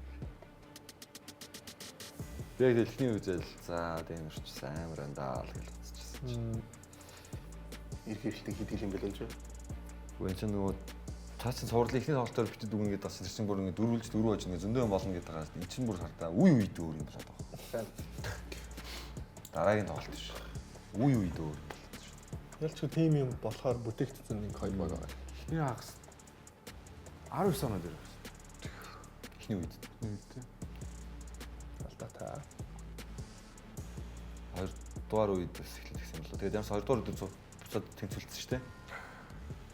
Тэнцээ орж дууссан шүү дээ. Бүжиг 19 оноо болсон. 2 дугаар үед. Йоо. Нэг жоохон нэг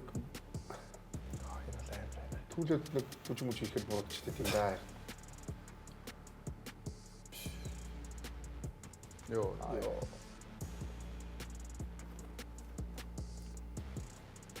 Ийм байрлал эзлээд нэг иймэрхүү юм чанга тоглолтын дээр бол катас илүү байдэн шүү дээ уг нь рандл чам. Би хүчний тоглолтын дээр бол шүү дээ. Шахи дайраа гэдэг зорилготой бол үнэхээр илүү. Харанхуй шүү дээ бас цаахан. Тийм. Хамгийн их бас үнэхээр гоё тоглолт.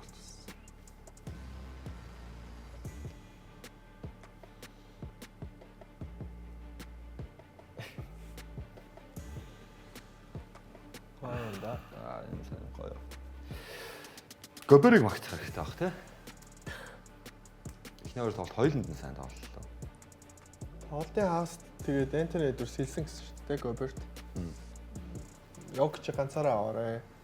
Чамд тийм ч очиж туслахгүй шүү. Өөрөө аргалаарай гэсэн. Тэгээ ер нь гарлуу нь битэн тоглоорой гэдэг. Тэгээд тоглолтын сүүлд нь ярьсан дээр хэлсэн юмсан. Сайхтаа яаж амгаах вэ нэр тий.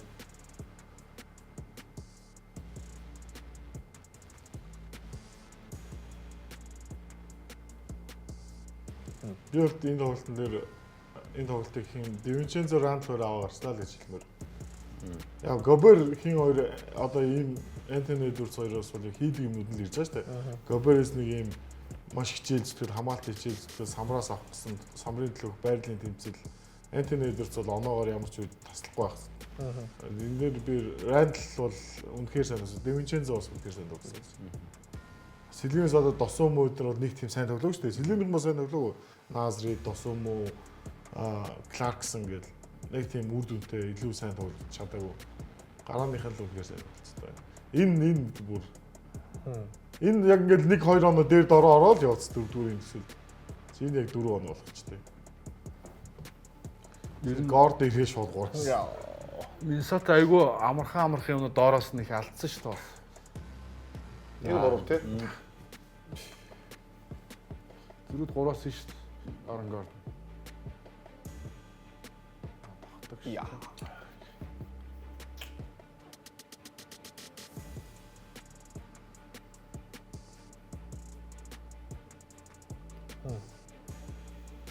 Энэ харин жаа. Саяны гэр 3 он гэдэг хэлсэн. 3 шигчтэй байсан юм шүү дээ тий. Тий, хэлсэн. Тэрийг бол ер нь сая 3-аас шийдчихсэн. 3 Одоо юу аахгүй юу? За хурдан оноо авъя гэж бодсон байж болно. Тэгвэл оролт тий. Оролтуу 3-аас шидэх хоёр л хахад очиж дундаас яг нь Жамал Мөгийн өөрийнх нь хамгийн сайд юм л та. Слон дээрс гарч ирээд. Гэтэ хувилбар жоохон буруу зогдсон уу? тэгээд шүү дээ. Нэг хайхтай хувилбарсаад юм байхгүй угаасаа хоёрын. Угаасаа нөгөө нэг Jokic Murray хоёрын тоглолтыг пик and roll. Ялангуяа клач мөч тэгээд клач шилдэг 3-т үлдсэн шүү дээ. Жамал Мөрч клач мөчд лигийн хамгийн шилдэг 3 оноос нь тоглож байна. Тэгэхгүй Эдвардс Шей энэ 3 чам. За хамтдаа тийм ээ. Юу вэ? Дөрөвдүгээр үед таваас дээ. 4-ээс 3 дугаар үед 4 он авсан юм уу? хоёулаа нийлээ 4 он. Тэгээ энэ хоёрыг зур бас түүний өмнөх тоглолттой адилхан Нагцын тусгажуулалтын баг нь суух хугацаагаа зөв буруу тооцоолсон юм бол үзсэн. Энэ хоёр нэрээ яг 4-р үед үнэхээр юм ядраад бүр нэг гүүхээч болоод байгаа юм шиг нөхцөл байдлууд аюу их харагдав. Тэгээ ингээ энэ статик харах юм бол нэг юм харагдаж байна тий. Ингээд энэ хоёр багийн хоёр лидер нь 4-р үед нийлээд 4 он авсан багт нөгөө баг нь цаг дуусах мөчд ажиллаа шүү дээ. Тэгэхээр бас Денвер одоо Денвер гэдэг багийн одоо потенциалыг харж болох юм аа гэж хэлэх гээд байна л да. Яа тэгээд эсрэг багийн талбай дээр ер нь гэхдээ ингэж л хожил авна шүү дээ. Ялангуяа ингээд талбайн давуу талтай эхлүүлж байгаа багууд дээр тийм үстэй. Тэгээд энэ хожлын нэг үнгүүтүүлээд тахын та. Атлантагийн хожлыг үнгүүтүүлээ. 19 оноос эргэж ирээ баярлаад. Үнгүүтүүлээ. Миннесота үнэхээр гоё тоглосон. Үнэхээр байхгүй шүү. 3 болгосон бол уучлаарай тийм. Миний хувьд бол Миннесотагийн бүтэн багаараа л сайн тоглоо гэж харж. Тэгээд Бонс Хайл нь тусам мөөгөө хоёр авчсан тоглогч сэлгэнээс маш сайн тоглосон. Ч гэдэм үү ингээл. За тэгээд хамгийн бүр гайхамшигтай юм нь болохоор Гоберчерээс 2 оноо аваад ямар ч блок шот хийгээгүй.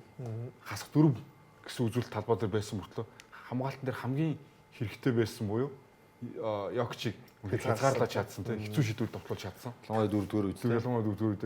Тэгчм ингээд нөгөө нэг статистикт хамаагүйгээр тоглолт нөлөөлдөг тэр нөлөөг бол Гобер бол ялч бинд тоглолтын дээр үзүүлсэн. За тэгээд миний хамгийн 4 байгаа шалтгаан нөгөө эхний үед 19 оноогоор хожигдоход талбай дээр байцсан баггүй юу тийм. Тэгээд миний зүгээр ингээд харж байгаа Миннесота Timberwolves багт одоо ч гэсэн Денверийг хожих том юм байгаа юм шүү гэсэн тийм зүйл харагдсан.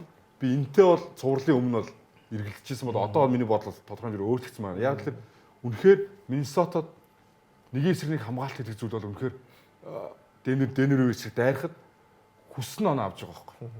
Тэгэхээр яг энэ томьёогоо ашиглаад бутал бүрээр дайраад, Йокч руу дайраад, пик н ролл дээрээс дайраад ингээ бүгдээр бутал бүрээр дайрахад яг тэдний тоглолтноор ярьсан дэр хэлсэн шиг яг хэлсэн шиг үнэхээр эдгээр ингээд хожих боломж байгаа юм шүү гэсэн тийм. Жен Макдональд тоглолтын араас хэлсэн. Ер нь Денверийн хамгаалалт маш муу. Бүх тоглогч. Тийм учраас бид нэр өөдөөс нь зүгээр дайр тоглоно. Бас эдийн сайн хамгаалалт тоглож байхгүй гэсэн байна. За тэгээд Timberwolves-ийн түүхэнд плей-офф 30 оноотой. Ямар үзүүлэлт. 31-ийн тохиолдол 16 оноо. Оо 16-ны залуу болчлоо.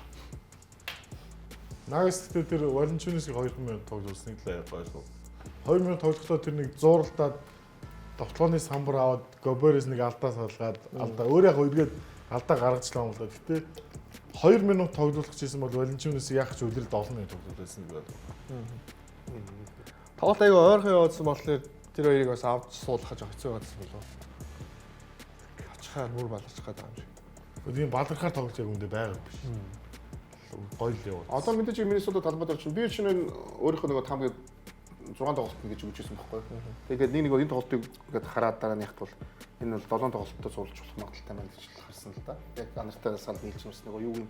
Миннесота нөгөө үнэлгээ шууд энэ тоглолтын дараа шууд өөр болчихсон. Миннесота хожид хэлж юу? Одоо нөгөө ер нь хизэж барахгүй юм байна гэж эхэлж магадгүй одоо эхэлж юутай байлаа шүү дээ. Суурал эхлэхэд. Тэгээд одоо ингээд сүүлийн 2 тоглолт үзээд ингэсний дараа бол Энэ 7 тоглолтод ер нь хаашаа чигэж бас болохоор юм байна гэдэг тийм. Тийм эхний тоглолт ч гэсэн Дэнүр эдлийг хожих явуулах төгсөн шүү дээ Миннесота. Маш сайн тоглолтын Маш сайн гарч ирсэн. Гэтэ одоо нэг юм байна. Өнгөрсөн жилийн цувралууд арах өмнөх 2 жилийн цувралууд арах юм бол энэ хоёрын хувьд талбайн давал гэж байдгүй шүү дээ. Санаж байгаа үст талбайн дээр 2-2 очоод явуулсан. Тэгэхээр би бол зүгээр 3 тоглолтын дээр Дэнүр Нагатс Миннесотаг нэлийн илүүргэж очих болов уу гэж бодож байна. Магадгүй буцаад Дэнүрд 2-2 болоод ирдэг ч юм тийм. Нэлийн илүүргэж очих болов уу гэж бодож. Зүгээр хин Гобер дахиж Йокчийг юм байдлаар хамгаалах уу мэдэх. Харж лээд бүгд тийм ээ. Йокч бас их шартаа нөхөр шүү дээ. Тийм шүү. Тийм. За бүгдээ тэгвэл дараагийн юу гарцгаая? Тоглолтыг гарцгаая. Торонто Cavs-ын тоглолтыг гарцгаая тэхөө. Toronto Raptors. Cleveland.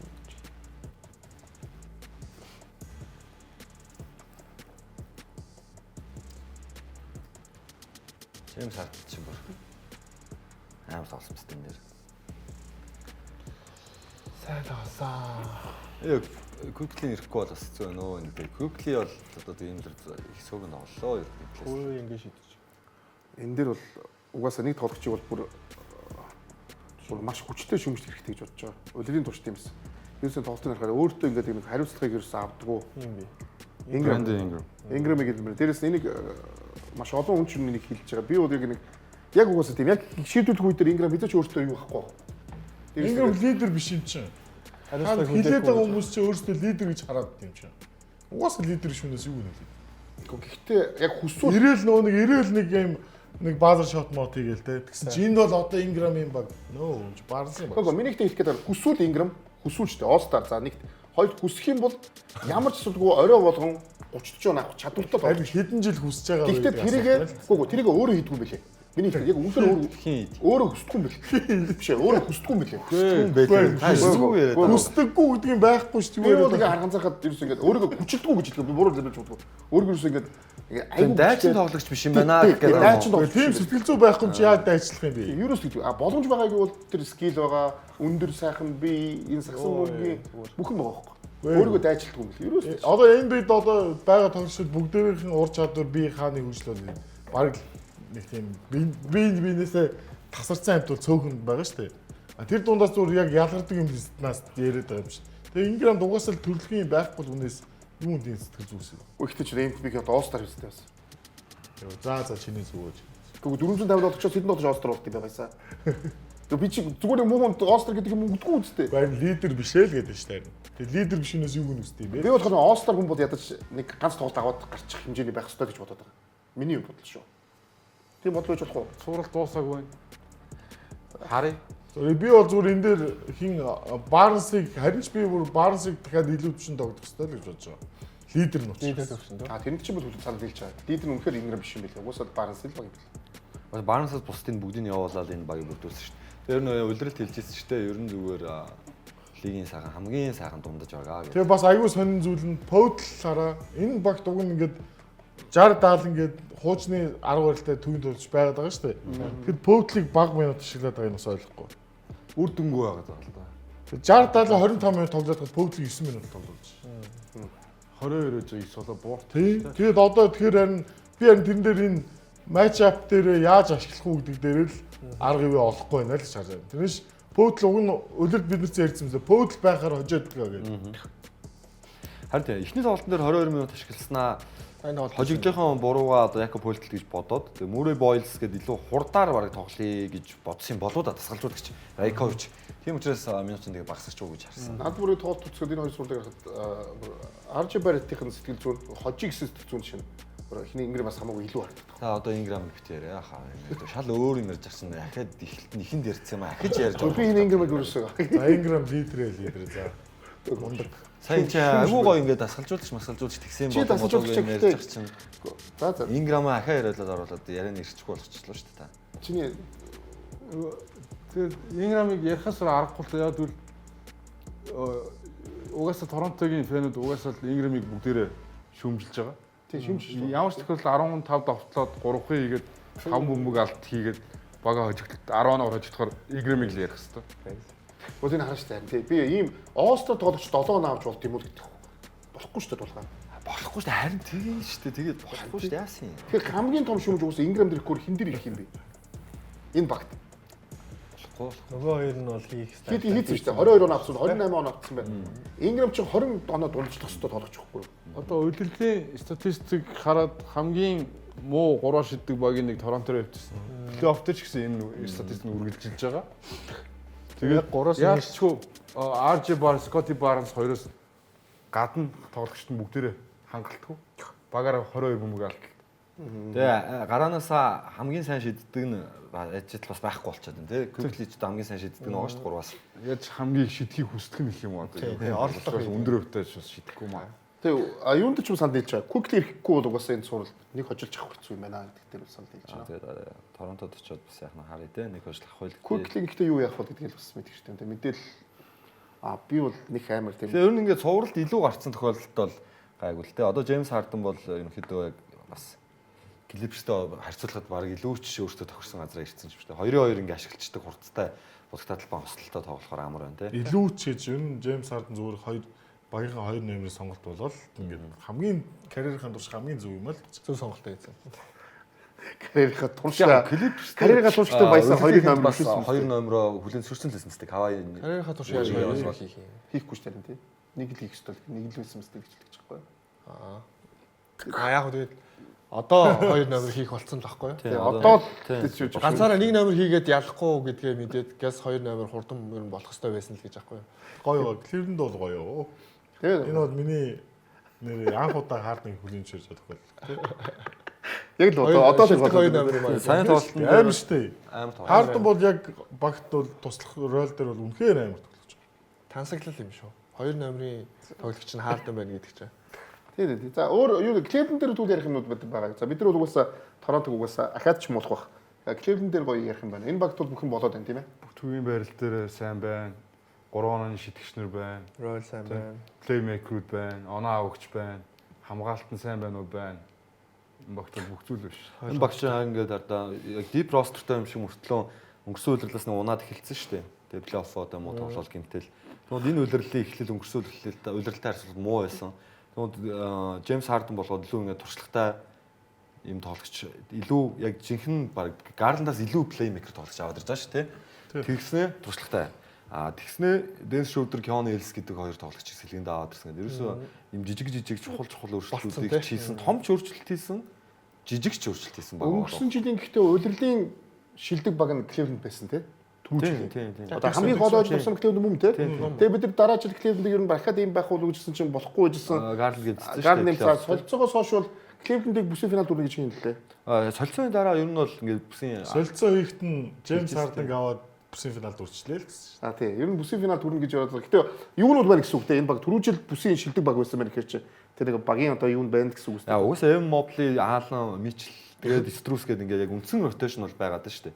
Тэгээд Гарландаа сайжруулчлаа. Сэлгээндээ бас туршлагатай холбогч аваад ирлээ. Өнгөрсөн үеэр Рики Рубиос тэрийг хүлээж исэн. Гэтэ Рубио улирын дундор зодлогт талцсан шүү дээ. Ерөн сагсан мөнгө байхгүй болоод. Тийм. Одоо болохоор Шрудер байна. Шрудер сэлгээнд бол ямар ч багийн хүсэх холбогчтой одоо Хьюстон байхгүй л холбогч байхгүй. Энэ багт шууд бүсийн финалд бол гарны бүгдээ дэмжиж байгаа юм. Ер нь тийм хүлээлтүүд байгаа юм. Яа, би бол Детройтыг хожиж байгаагаар харж бол чадчихна. Детройтоос илүү гэж бол харж байна. Детройтоос илүү гэж болох хаа. Босттой л гоё болох. Детройт хардаа бас юу? Одоо ингээд Торонтог 3 шидэлт муу гэж бодсон. Детройт бас яг үнэхээр 3 шидэлт бас сайн байх. Биш бүсийн финал гэдэг чинь Детройтыг давах л асуудал. Давхал тий. Харин тийм би Детройтыг хожиж байгаагаар харж байна гэж хэлээд байгаа. Бүсийн финал дээр бол бүсийн авраг болох уу гэдэг талаар нь асуудал шүү. За окей. За тэгвэл бүгд бүсийн аврагч яг үнэнгэлэхэд бас болж болохоор л болж болно шүү дээ. Болж байна. Бостон би урд шидүүлээд байна байгаа байхгүй. Клевленд чи Бостон Филигээс илүү шиддэг баг байхгүй. Тэгэхээр Бостон дээр урчгамдаа ингэ шидүүлээд байвал Клевленд бол амаргүй л. Тэгээ доор илүү те. Ер нь доор бас нэлээд өндөр л. За бүгдээрээ хэсэг орны дараа эргээ уулзцгаая.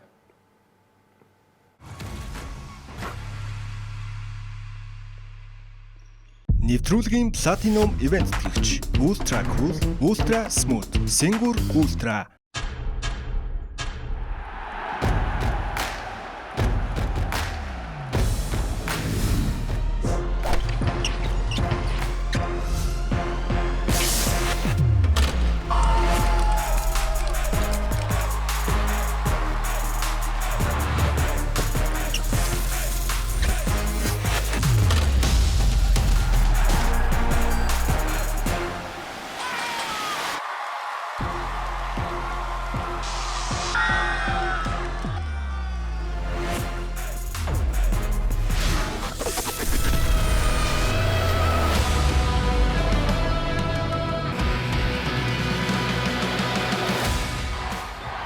жилийн турш Монголын сагсан бөмбөгийн хөгжлийг хамтдаа бүтээсэн Сэнгүр брэнд. 18 years of emotions. 1,200,000 төгрөг байхад iPhone 17 авчиж гэсэн үг. Тийм ээ хана бүр 17 Pro Max. Биднийх чинь тэгээд Алт ёсны хэрэгтэй. Дээрээс нь бусад гадраас хамгийн хямд. Эзэнгийн хэлбэр нөхцөлтэй авчил та. авъя. Урьдчилгаа 20% төлөөд хамгийн хялбар лизингээр iPhone 17 тавуулаарай. PC Mall 7575 35 35.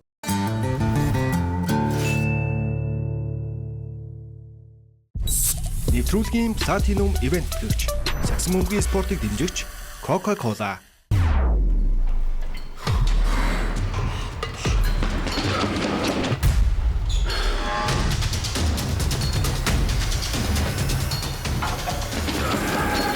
Эрдэс нөхөх спорт ус Powerade.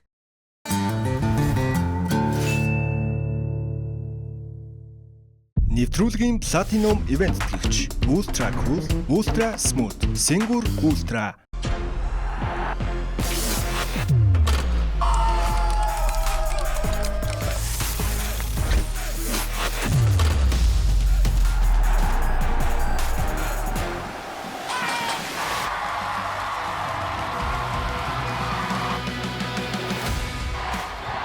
жилийн турш Монголын сагсан бөмбөгийн хөгжлийг хамтдаа бүтээсэн Сэнгүр брэнд.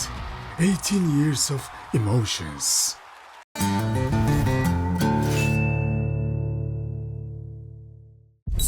Нэвтрүүлгийн Platinum Event гэгч сагсан бөмбөгийн спортыг дэмжигч Coca-Cola.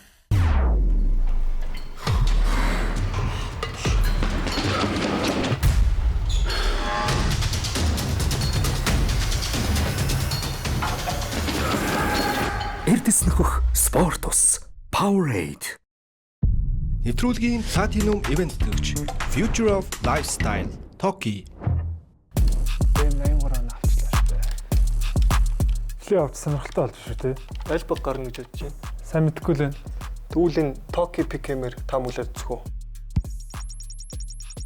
Над дээр бөмбөг таарчлаа шүү дээ. Пүү. Би iPhone авчлаа шүү дээ. Йоо. Toki app-аас тоглолтын оноо статистик хуваар зэрэг мэдээлэл хараад Pick-мээр тоглолтоо тааж бэлгээ аваарай.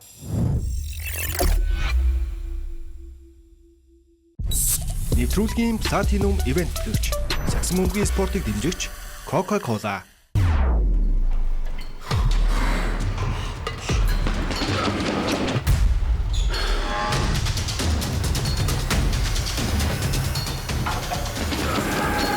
Эрдэс нөхөх спорт ус Powerade.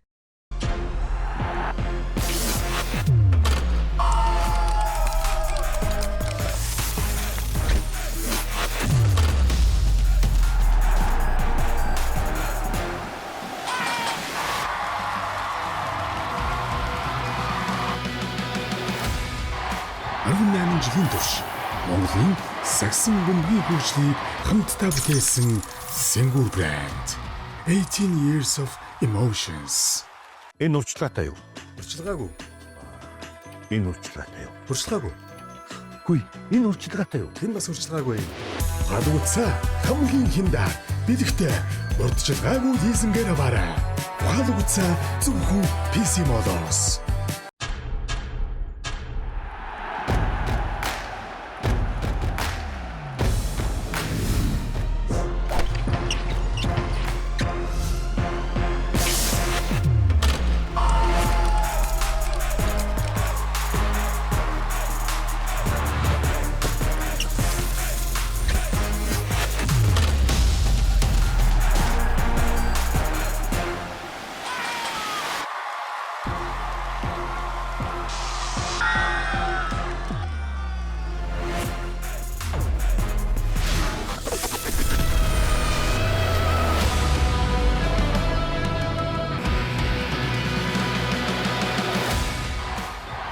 жилийн турш Монголын сагсан бөмбөгийн хөгжлийг хамтдаа бүтээсэн Сэнгүр брэнд.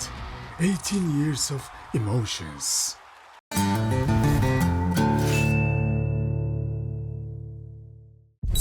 Нэвтрүүлгийн Platinum Event гэгч Сагсан бөмбөгийн спортыг дэмжигч Coca-Cola.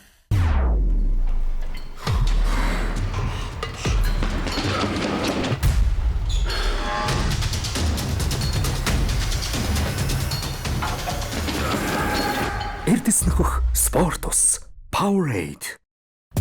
Бэм 83 он авчлаа шүү дээ. Плей офф сонирхолтой болж шүү дээ.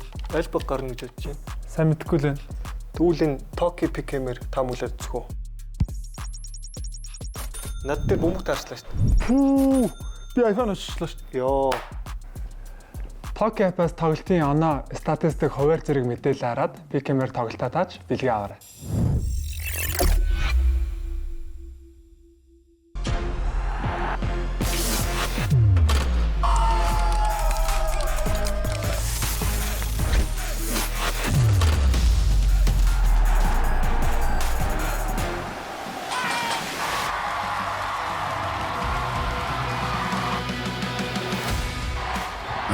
жилийн турш Монголын сагсан бөмбөгийн хөгжлийг хамтдаа бүтээсэн Сэнгүр брэнд 18 years of emotions.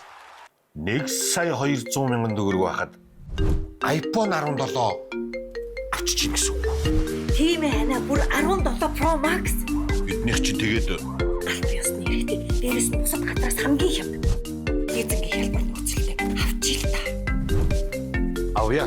Урьдчилгаа 20% төлөөд хамгийн хэлбэр лизингээр iPhone 17 тавуулаарай. PC Mall 7575 35 35. Нэвтрүүлгийн Platinum ивент төлөвч Сагсан бөмбөгийн спортыг дэмжигч Coca-Cola.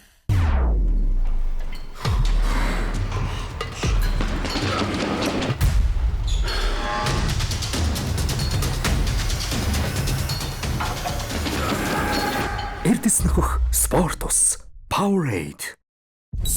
Нэвтрүүлгийн Platinum ивент төлөвч Сагсан бөмбөгийн спортыг дэмжигч Coca-Cola.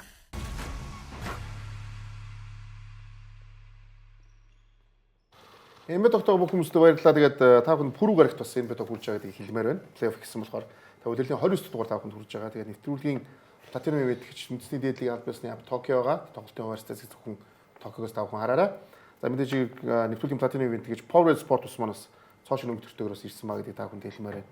Тэгээд нэвтрүүлгийн Platinum ивент гэж PC Mall-га Apple, Samsung, Huawei, Honor, Xiaomi брэндүүдийг аль биес нэгтэйгээ урьдчилгаагүйгээр лизингээр зөвхөн PC Mall-аас та бүхэн аваарай гэдгийг хэлмээр. Тэгээд нэвтрүүлгийн Platinum ивент гэж Монголын хамгийн зүйлийн шарыг Сэнгүр байгаа. Ультра смут, ультра кул байгаа гэдэг хэлмээр байна.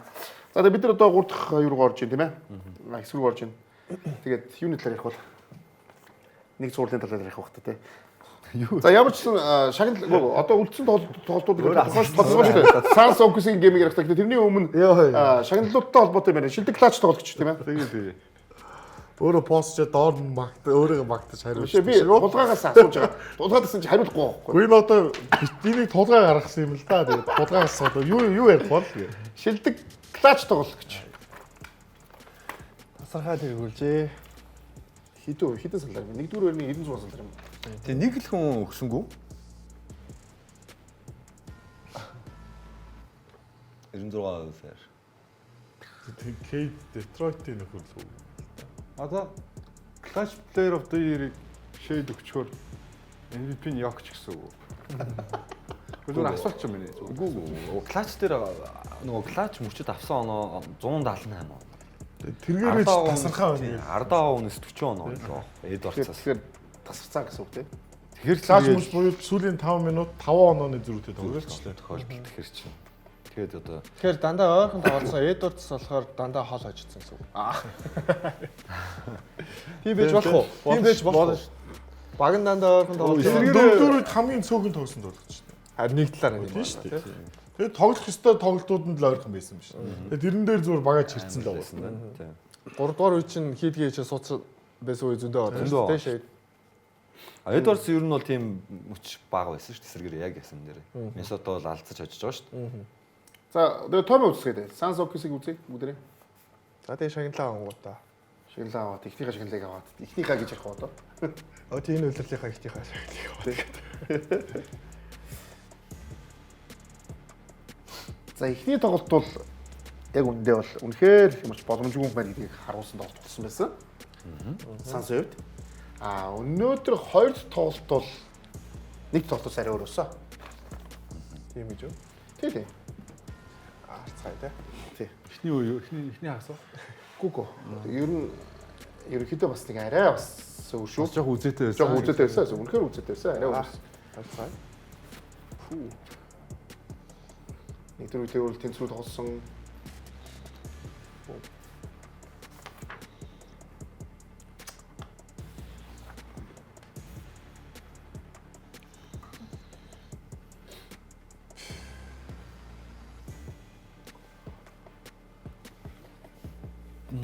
Яах вэ?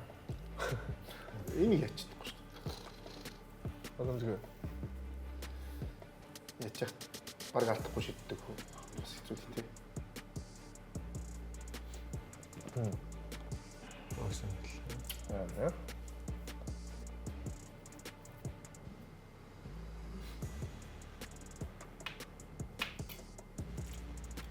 Тэр нь Райн Дан бол ротейшноос гарчлаа тийм. Рейс алан байхгүй байгаа. Сони юм тий. Райн Дан 7-х. Өнөөдөр энэ Молочиг олон минут тоглууллаа. Марк Уильямс угаасаа байхгүй. 18-аас хэлгээс тоглосон. За 2 дугаар үед ихтэй 40-43 гээд бас. Ройс нь л Райн Данаас нөгөө шидэлтээр илүү байгаа юм л та хамгаалттай адилхан. Аба.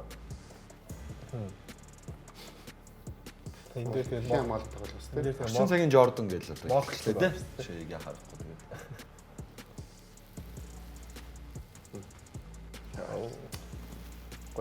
Гоё ялт тий. Зөвсөө тий.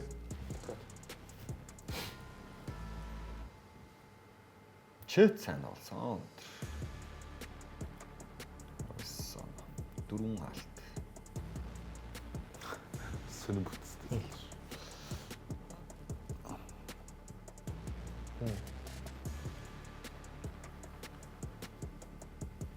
Манай эдрэг чинь л чэтийн жижиг рүүс үлдсэн шүү дээ. Хөдөлгөөн. Гэтэ энэ жил яг нөгөө довтлогоо тал дээр бол цаан ингээд нөгөө стресс бишлэн Джейлен Уильямс гойныхаа харыг дахиад гэмтсэн. 60 хоног тоглолтод оролцоогүй гойн дахиад. Нөгөө гоё. Нөгөө гойн. Өөр гоё. Зүүнтэл нь. Тэгээд баруун татцсан да. Оо мэдээ. Угаасаа тийм ээ. Нэг нь гэмтчихээр нөгөө талын заавал. Ер нь угаасаа ер нь магадгүй байхгүй юу? Ачаал Ачаал илүү авч байгаа байхгүй юу? Тэгээд тэр чинь л нөгөө нэг эрслээс сэргэлээд янз бүрийн дасгал хоёулын хоёулын тэнцвэржүүлэх гэдэг шүү дээ. Хүний нөгөө нэг баланс алдчихад байгаа. Дуугуур болоод нэг дуу хийн сулраар яваад шүү дээ. Тэр нөгөөтгөн дээрээ илүү ачаал аваад яваад. Тэгээ нөгөөтг нь модчтой. Гинтлийн мэдээлэл явах гарах нь. Харин тэрийг хүлээд ямар ч сан тэгээд энэ цувралд бол тоглохгүй амрах боломжтой. Угаасаа J давгүй аргалчих байх. А дараагийн цуврал дээр бол тэр хүн чинь жигхэн хэрэг бол хин шүү дээ. Тийм шүү дээ. Хамгийн аюултай нь угаасаа үлгээс бүтөөлрөл жоохон бор J давгүй тоглосон. Ягаад энэ хамаагүй үзүүлээд болсон. Тэр гэхдээ плей-оффт надад бол хамаагүй. Үлрэлт бол болно. Плей-оффт J давгүй бол хэцүү. Дилэн Брукс 30 оноо. Ер нь энэ өдрөлт гэхдээ Дилэн Бруксыг хамаатай хамаагүй гэж хэлээгүй шүү дээ. Зүгээр тийм нөхцөл байдал үүсгэхэд бас Дилэн гэж байна. Одоо нэг J Williams-ийг тоглож байгааг нь харахад л одоо энэ 11-ээс 7 тогтолцсон байсан биз дээ. Харин хэлэхгүй. Эхний тоглолт 15 довтлоод 9-ийг нь оруулсан. Тэгээд 22 оноо аваад 7 самбар 6 ассисттэй нэгэн тойрог авав. Тэсний стилтэй блоктой байгаа байхгүй юм. Энэ дээр ч гэсэн гимтгээсээ хүртэл ингээд нэг 20 минут тоглохдоо л ийм сайн тоглож байгаа 20 хүнд тоглолтоо. Яг зүгээр ингэж л за Дилэн Бруксийн хувьд угаасаа энэ карьерийнх нь нэг офис талдаа бол довтлогоо тал дээр бол хамгийн супер төлөвлөсөн байна. Ингэж оноо авдгийг бид нар үгээр аавна гэж бодоочгүй байсан юм чинь. Замлага хамгийн гахалтай Тэрийг ойлголоо. хэлэх баха. Нөгөө талд нь энэ баг ягаад арай гайгүй тоглосон гэхээр өмнөх тоглолтын дээр 4 үедэр шинэ гарын 5 тоглож тоглоогүй. Амарцсан байсан бол энэ тоглолтын дээр дуустал тоглолоо. Энд чинь тэгэхээр бас өрсөлдөөн байсан бол дарж байгаа юм. Байсан яг тэгэл эхний үед 10 оноо орлож гисэн шүү. Эхний үе эхний хагас магас ер нь бол оноо ойрхон явуулсан. Зүгээр яалтчгүй багийн бүрэлдэхүүн бүтцийн Phoenix Suns багийн дутагдлаар сул талууд нэлээд байна л та. Яг л нөгөө нэг бидний ярилга Марк Уильямс байхгүй болол ирэхээр төвдөөч хэцүү. Нөгөө тоглоход гараад ирсэн нөгөө баг тоглох шин уруу намч хийдэм үү ингээл ер нь жоох асуудалтай. Зүгээр Танаа орон гардсан бол яриж байгаа илүү үзээтэй байсан байж магадгүй л гэж бодсон. Тэгээ одоо ингээ аалн ирэхгүй байгаа. Тэгээ дээр нь Марк Лемсийн цуврал тоглохгүй. Тэгээ магадгүй байх тас тийм мэдэхгүй л те. Гэтэ ер нь мэдэхгүй шүү дээ бид нар хараагүй юм чи. Гэтэ нөгөө тийм болохоор хэрвээ гэдэг юм ярьдаг. А гэтэ нэг асуусан. Яг одоо талбай дээр буцаад очно. Санс. Тэгэх юм бол санс дээр нь ямар боломж байгаа? Энэ талаар асуусан. Талбай дээр тоглох боломж байна да. Талбай дээр л тоглох боломж байна. Наач бас үнэн л үгүй те. Өөр ч талбай дээр л хэсэг хожих боломж бол харагдахгүй нөө. Ойрхон гээд талбай дээр за нэг тоглолт нэлээ ойрхон үзэж болно те. Тэгхэн гут нөгөө талд нь оны шилдэг клаш тоглож байгаа юм л да.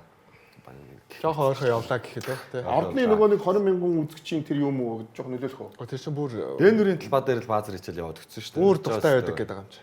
Бүр дуртай байдаг нэг хитэн тоглогч байдаг гэдэг юм чи. А тий. Тэр түүхэн хитэн тоглож байна. Тэр чи одоо эхнээсээ ингээд бүрэлдээ шагнал баглаа аваа яваад шүү дээ. Тэгвэл дараагийн тоглолтын дээр айлын талбай дээр MVP-ийн шагналаа авсан ч явж байна. Ер нь бол юм дээр өөрөө ярих юм байна. За боксингийн тал дээр за саяны гимтэл одоо хамгийн ярих юм багтаа цуврал байна л да. Яг үнэнгээл. Ярихаар гарц гаргалгаа ярих гэхээр ядаж бүрэн бүрэлдэхүүнээрээ тоглохгүй байхаас ахвалаад асуудал байгаа байхгүй санагдаж. 3-аас нэг 23-т 23 шидэх ч юм уу те. Нөгөө тэгвэл хож. нөгөө ахаал нөгөөтгөө л хийвэл. Гэтэ 19 хийчүүл бас хожиж штеп юм билээ шүү. Ер нь маш өндөр хөвтөд тоглох хэрэгтэй болчихоо. Тэгээ ийм сайн хамгаалалттай баг эсрэг харин. ΟКС-д 19 багтнаа гэдэг. Гол нь ингэдэг юм л да. Нөгөө 3-т одоо Сансын 3-т довтлох орон зайг нь нөгөө талд нь хамгаалах барыг 4-5. Би ингээд энэ Брукс руу 30 авсан байна. Тэгвэл Бүүкерний галзуураад нэг 50 авдаг да. Тэгвэл шанс байх уу? Тэгвэл Санс чинь энэ сайн тоглож гарахаа болж юм шүү. Гэсэн сайн тоглож ийж. Багаараа сайн тоглоод байгаа юм гарахаа. Ер нь ингээд бүгд бүтэн үйлрэл харлаа шүү дээ. Ер нь тэгж нэг айхтар тийш олон тоглоо хийхгүй болцсон шүү дээ. нэг 91 20-25 оноон дээр л байгаад байдаг болчих. Юм даа. Багийн систем баг гоё юм шүү дээ. Багаараа тоглож болно. Бүх дуртай байдаг шалтгаан тэр. Зүгээр хичнээн сайн системтэй юу гэдэг ингээ сайн бэлдсэн баг оо Phoenix Suns гэж бид нар ярьж байсан. Бас тодорхой хэмжээний ингээд тулах очих цэг дээр очоод зогсон л тоо. Үнэнд гүйцэгдэн л дээ. За тэгвэл ихтэй бид нар дараагийн юм дээр ярих бах. Одоо харин эсрэг талбай дээр хождын авцсан байсан Orlando Magic баг тий. Pistons 2 тоглолттой хийсэн байгаа. Энийг үзье. Энэ бол бас нэгэн гой зурлал болно шүү. Энэ бол хамаагүй ярих юм ихтэй үстэй. Энэ савта зурлал байна уу? Энэ цаг зурлал нөө. Энэ амар зурлал шүү. Одоо тоглолттой харсан. Орч үсрээд байна өө энэ. Өнөөдөр авч байгаа оноо мөн хамгаалсан мөн хоёулаа хэд он авцсан бэ? 90 оны идэвсэн аа. Хоёул 100 он чүрэг шүү дээ. Хөөсний цаг тоглож байгаа юм шиг. Яг л нөгөө классик тоглолт мөн үү? Сандраа. Хүмүүстээ хайл баг нь 100 ононд хүрээгүй. 90 оны сагсан мөн үү? Тэгэхээр үнэхээр биеийн хүчний хамгаалт зөнхөлсөн зурлалсан. Тийм тоглолт. Одоо жишээ нь ингээ бид нар статистик ингээ харах юм бол өнөөдөр Orlando Magic-аас хамгийн их тоглолтоо хийсэн тоглогч Jalen Suggs байгаа байхгүй юу? Тоглолтоо хийсэн тий. Тийм, тоглолтоо багаас Orlando Magic-аас хамгийн олон тоглолт 18 тоглолтсон тоглогч нь Jalen Suggs. Тэгэхээр хамгийн их сул хайсан тоглогч нь гэсэн үг юм бол. Тийм ээ тий. Нөгөө багийн нөгөө хоёр дид дээр бол тэгж их тоглоог байгаа шүү дээ. Ерөөсө миний нэг харсан зүйл Франц Вагнерийн довтлооны оролцоо хитрхи бага байна уу гэсэн тийм нэг зүйл ажиглагдсан. Тэгээд яг иймэрхүү бүмбүний хуваарлалт байх юм бол Орландо энэ зурд ажих надад бол хэцүү санагдсан. Би бол Франц Вагнерыг илүү бүмбүнд төрж найруулга тал дээр илүү ажиллаж багийнхнаагаа сул довтлуулах ажлыг Франц Вагнер хийх болов шүү дээ. Энэ үлрэл тэгээд үнэхээр тоглосонгүй л дээ. Тэгэхээр бас нэг форумны нэг хэмнэлээ олох юм байгаа бах л да Франц. Хэмтлийн асуудалтай байгаа. Тэгэхээр Орландо бол эхнийхээ юунд бол даал уруулах хангалттай саядсан тийм ээ. Тийм нэг хож. Тоглолтынхоо нөгөө талбайн даван авцсан тийм. Детройт бол заавал точих хэрэгтэй тоглолт тийм ээ. За тэгтээ ингэж харж байгаа. Одоо ингэж 2 4 талдаа орж явахад 2 баг 31 оноотой шүү дээ. Тэгээ 31 до 27 оноотой явж шүү дээ. Энэ бол энэ 3 доор 2 доор дуусчих шүү дээ. 35 36. Нэг үед авдаг оноо. Тийш нэг үед авдаг оноо шүү дээ. Тэгэхээр энэ хоёр багийн хамгаалт зовоосон байна да. Энэ дэр бол бизнес яг өөрсдөө тоглолтыг гаргасан. 57 он санал авсан шүү дээ. Тийм үү. Өрсөлдөж байгаа 40-оор өмнөх тоглолтын дээр бол Орландо илүү тоглолцсон шүү дээ. Тийм. Тэгсэн чинь өнөөдөр Jalen Duren-ыг магтах хэрэгтэй байх уу? Оноо тийм өндөр аваагүйдсэн талбай дээр маш үр ашигтай байсан. Байрлалаар нь үзвэл угаасаа довтлогчдын байрлалаараа илүү агн Орландо. Холбогч болон төв нь илүү Детройт шүү дээ. Хоёр багийн тоглохооны хувь хэдэн хувьтай байгаа янараа тийг хараач. 32%-тай Орландо тоглолоо хожигдсан байна да. 3 шилтнийхээ нэгийг ч амжилттай болгох чадаагүй. Тийм үү? Хамгаалт юм л юм дээ. Хамгаалт шилдэг хамгаалттай 3. Ууг нь Detroit Pistons баг багаараа 6-3 онооны шилдэг оноочтой болгосон. Орландо данч 8-1 оноочтой. Энэ хоёрыг ч одоо нөгөө сул талан дээр шүү дээ. 3 зан шилт хоёулаа таарав. Тий. Өөсө дүүрэн Осоор Томпсон хоёр хамт гараанд гарч чинь бүр хоёр нь шиддэг болчихсон. Нэг Орландод ч дахиад үргэлжлэн л дээ. Яг үннийг хэлэхэд Антони Блакерс өөр сэлгэнээс нэлээд тоглогч Орландод байхгүй байгаа тийм. За Detroit Pistons нэг айхтар дээрдэхгүй ч гэсэн яаж 2-3 тоглогчийг ашиглаад. Азия Стюартыг бас магтах хэрэгтэй шүү. Сэлгэнд дөрөв сайн байгаа. Стюарт Азия Стюарт 2 гол. энэ саяны блок бүр амар. Яг л томсон байна. Тасруулж. Тэгээ энэ араа. Jenkins, Isaiah Stewart гэдэг ч юм уу сэлгэнээс жоох нөлөөтэй тоглоод байгаа. Тасруулж ажлаа сайн хийсэн байна тийм ээ. Бүгд ихний тоглолтод очигдчиход. Тэгвэл энэ хайлайтыг хэнийг харж Stewart-ыг харж. Стюартыг магтах хэрэгтэй. Яхааргүй энэ багтаа нөгөө ирчүүч авчирдаг тоглогч нэг юм. Ирчүүчийг авчирна, хэрүүл зодоныг авчирна тийм. Тройн Дреймонд гэрэн аа.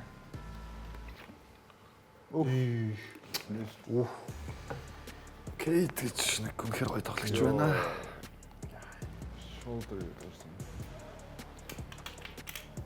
За тэгээд Detroit бол яг хийдгээ хэлээ. Бүсийг тэргүүлсэн баг ийм л байх ёстой. За тэр оноо одоо авсан байлыг харъя л. Шилдэг хамгаалагч 3 багийн нэг. Гараа нь уйссан. Гараа бол үнэхээр илүүрсэн. Оноо авсан байлыг харъя. Бүгд л багаар авсан байна. Тийм байна. Стюарт чинь 100% таарав. Wendell Carter хасах 29. 3 хон авсан юм уу? Суулгаач. Wendell Carter дийлэхгүй байхгүй дүүрнийг. Өмнөх тоглолтын дээр яагаад дэлгэсэн? Харин тийм. Тэр дүүрэн Wendell Carter хоёрт хувийн асуудал байгаа. мэдхгүй байна. Хувийн асуудал байгаа юм байна. Би битэйгээ юу? Тийм үү? Тийм. За. Тийштэй. Angel Ясэ. Reese-ээс агч юм биш үү? За тий. Angel Reese чинь дүүрэн Angel Reese-ийн X нэм байна. Одоо Wendell Carter-тай. Тэгээд Angel Reese сая өмнөх тоглолт дээр тэгээд нэг юм сонир байгаад цаахгүй дүүрэн чинь нэг товтлохгүй бие барьцсан нэг юм хичиг хитрхи хичээгээд цөөхөн довтсон. Нэг Reese-с story яваад тий. Тэгсэн чинь Reese өнөөдрийн тоглолтод нэг Айлви байсан чинь дүүрэн өсрөх гэж үзээ Wendell Carter балхаад болсон. Тэрийг Angel Reese постолж байна. Тэгээд өнөөдрийн тоглолт сайн харсан мэт хин дүүрэн бүтэн талбай залж орж ирснээ Wendell Carter таслуулсан чинь Wendell Carter тасч авчиад догчоод ингээ зааж байгаа. Би нэг моклоод байгаа. Нэг тийм хувийн асуудал байна. Тэгэхээр дүүрэн бол яг зөв өнөөдрийн харсан юм. Дүүрэн ихний тоглолтоос өөрөө алдааг болоо харсан. Өнөөдөр зөв Wendell Carter-аас угаасаа толгой илүү гэж харгалчлаа. Гэтэ нөгөө бас бодохоор нөгөө нэг 20-21-т хөвгтүүд шүү дээ. Дүүрэнд чинь одоо 2 дахь жилээр тоглож байгаа тоглогч тийм үү? 2-3 дахь жилээр тоглож шүү дээ.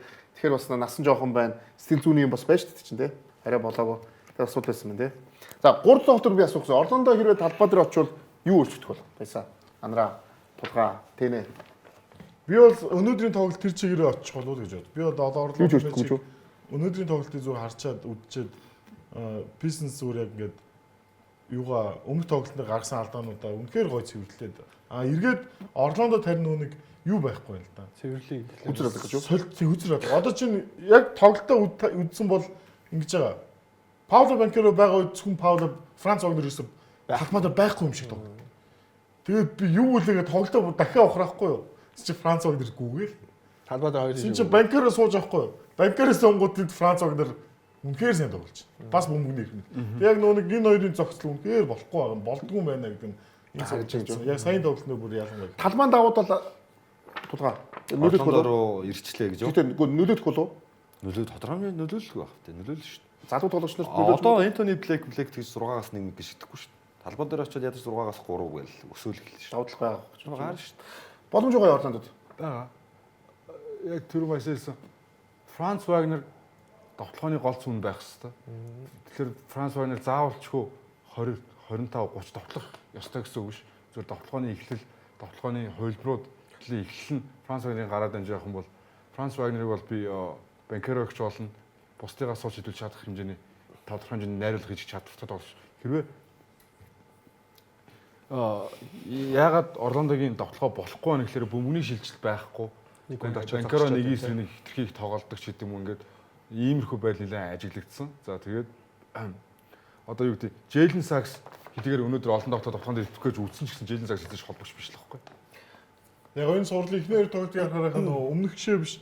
Банкерогийн онцлог амжилт 7-8 өнөөдөр чи 8 амжилт болсон. Уг нь бол Франц огноос тийм тоглолт гардаг шүү дээ. Тэгвэл энэ хоёр эдгээр нэг сайн юм хүчээр асуудал шийдэх гэж оролдоод байна. Банкерогийн тоглолт ерөөс тэр 8 амжилт өгдөг юм шүү. Франц огны тоглолт нь нэг онцлог амжилт. Тэгвэл нэг юм асуу тэгвэл цөмөн тэгвэл та хоёр тэгвэл Банкеро биш Вагнер байх хэрэгтэй гэж бодож байгаа юм уу? Одоо Банкеро мөн ажлынх нь үүрэг нь өөр байхгүй. Вагнераар довтлогоо эхэлж яваад төгсөлдөг хүн нь Банкеро. Тэгвэл Банкеро 30 35 40 оноогоо авал та. тэгвэл гол Банкеро Вагнераар довтлогоо эхлүүлээд явуул. Тэгэхгүй Банкеро өөрөө бүх мөнгө Бөмбөг орж ирэл Банкерогийн гарт ороод бусд нь сул бөмбөг хөрөхгүй гар хөрөхгүй ингээд хараад зогсоод байна. Тийм айгүй ажиглаж байгаа. Тэр нь юу санал нэг өнөө. Ингээд гэнэ. Тий. Ер нь бол Пауло Банкеро тийм олон оноостой дамжуулт өгөх шаардлага байхгүй бах. Нэгт Jalen Sachs олон давтлах шаардлага байхгүй бах. Ер нь бол сайн хамгаалдаг тоглогч гэж би боддоо шүү дээ Jalen Sachs-ийг. Үнэхээр уртлын шугамда тэр уртлаас ирж байгаа хамгийн сайн одоо Kate Cunningham-ыг локдаун хийх л үүрэгтэй тийм тоглогч гэж бодоод байна. Яг нэг аюул нэг Cunningham нь бөмбөгтэй тоглодог тоглогчоос бөмбөгтэй тоглогчийг локдаун их бол баг боломжгүй болчиход. Яа NBA-д бол уус орч дээрс бөмбөгтэй тоглогчийн бид хамаагүй нөө бөмбөггүй тоглогчтой наалж байгаа шиг наалж болохгүй. Дээрээс нь заслаа өрдөг ч юм уу. Тэнгүүд за дөөрөний чи од болоод заслахын тэр заслаа шүү дээ. Тэгээ Cunningham тэрэн дээр нь ашиг тоглоод. Дөөрийн гол нь заслаа өчөөд хизээч нөө яриад эйтэн шиг поп үлддэг. Доошоо л гүйж идэг тоглож. Тэгээ хамгийн амар дээр бөмбөг залж байгаа нь бас зүгээр баг хэр багийн хүн зогсчихгүй тоглогчтой. Супер таланттай тоглогч. Гэхдээ яг дөр нь бол одоо шинэ 3 дээр гарч үлддэг ч юм уу те биш. Харин ч одоо хамгаалахад илүү одоо боломжтой юм санагдаад байна. Одоо уусаал доошоо иргэн тэндээсээ пост аваад дэшээ явдаг ийм л сонголт одоо. Тэгэхээр 3 дээр гараа шийддэг хүн байх юм бол бүр л хэцүү болох гэдэг шүү дээ.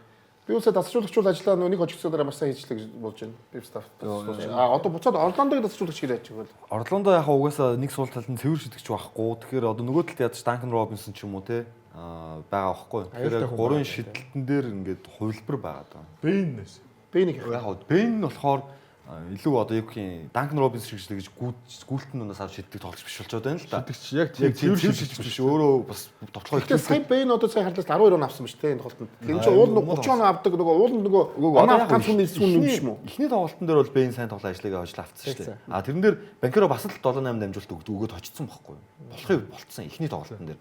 А би болохоор одоо зүгээр Кейдиг баясагалж ирсэн бөмбөгтэй учраас хязгаарлахад хэцүү. Тэгээ хэдий сайн хамгаалттай ч гэсэн эсвэл свич болчихно ч гэдэг юм. Тийм бол нэг бол бүр Антони Блэка буцаа гараанд нь гаргаад үзмээр санагдаж байна надаа тий. Тэр бол Орландоос ирэх өөрчлөлт. Тэр бол нэг шийдэл мөн яг тэгвэл бид нар Wendell Carter-ыг нэг тоглолтын сайн тоглоод нөгөө тоглолтод бүр ингээд муу тоглоод дандаа тийм байгаа байхгүй левчл байгаа байхгүй. Тэр нь Антони Блэк байгаад Wendell Carter-ыг шилгэнээс ч юм уу тоглоод бас үлрэл байсан шүү дээ. Би бол тэр жижиг тавтаар тоглох потенциалтай баг гэж боддог. Одоо шинэ ийм байвал яг үнэхээр сайн 3 сайн шийддэггүй баг дээр одоо шинэ Lakers Houston-ээр хийгээд байгаа шиг Kate дээр 2 хүн очоод бөмбөгийн гараас бодлоо гараас чинь аюул нь яг LeBron шиг байгаа байхгүй. Тэр дамжуулт шийдвэр нь зүг байгаа. Юу zanаж үнэн байна. Угаасаа энэ сая бол Орландогийн тоглолт бүтэн буруутсан гэдэг нь Сакс хамгийн товтлсон гэдэг дээр шууд гараад ирж байна. Ягаад тэгэхээр уул нь хамгийн товтлох 3 хүн байгаа даа шүү дээ. Сакс бүр 4 сонголт байх хэрэгтэй шүү дээ. Тэр 4 сонголт нь хамгийн шидэлт хийсэн байна. Тэрийг нөгөө багч нь бүрдүүлж өгөөд байж болно шүү. Саксыг товтлуулах гэдэг шүү дээ.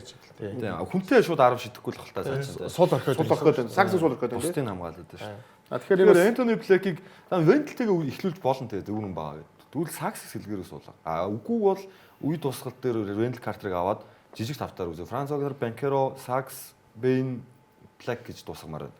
Тэгээд дүүрэн угаасаа шидэлтгүй осор томсоор шидэлтгүй юм чинь доороо Банкеро дүүрэн хамгаалаад оо. Тийм. Энэ цуврал ер нь 2-2 болох магадлал айгүй өндөр болчлоо. Дүүрэн гэхдээ пост мөв тоглолт нэг нэг аваад нуруугаа өгөөл тийм тоглолт муу шүү дээ. Тийм чинь боломжтой. Хашиж л чадвал боломжтой. Тэгээд хаадны 2 оноо хөвт яах вэ? Тийм 2-2 болох магадлал байгаа. Дүүрэн яхад нь 20 Бэйн угаасаа ингэж муу тоглохгүй. Дэсэн Бэйн бол сайн тоглож шүү дээ. За одоо юу дараа. Тэгээд ямар ч гэсэн ер нь сургуулиуд ер нь ихэнх нь ер нь сургалтууд эхэлчлээ тийм ээ.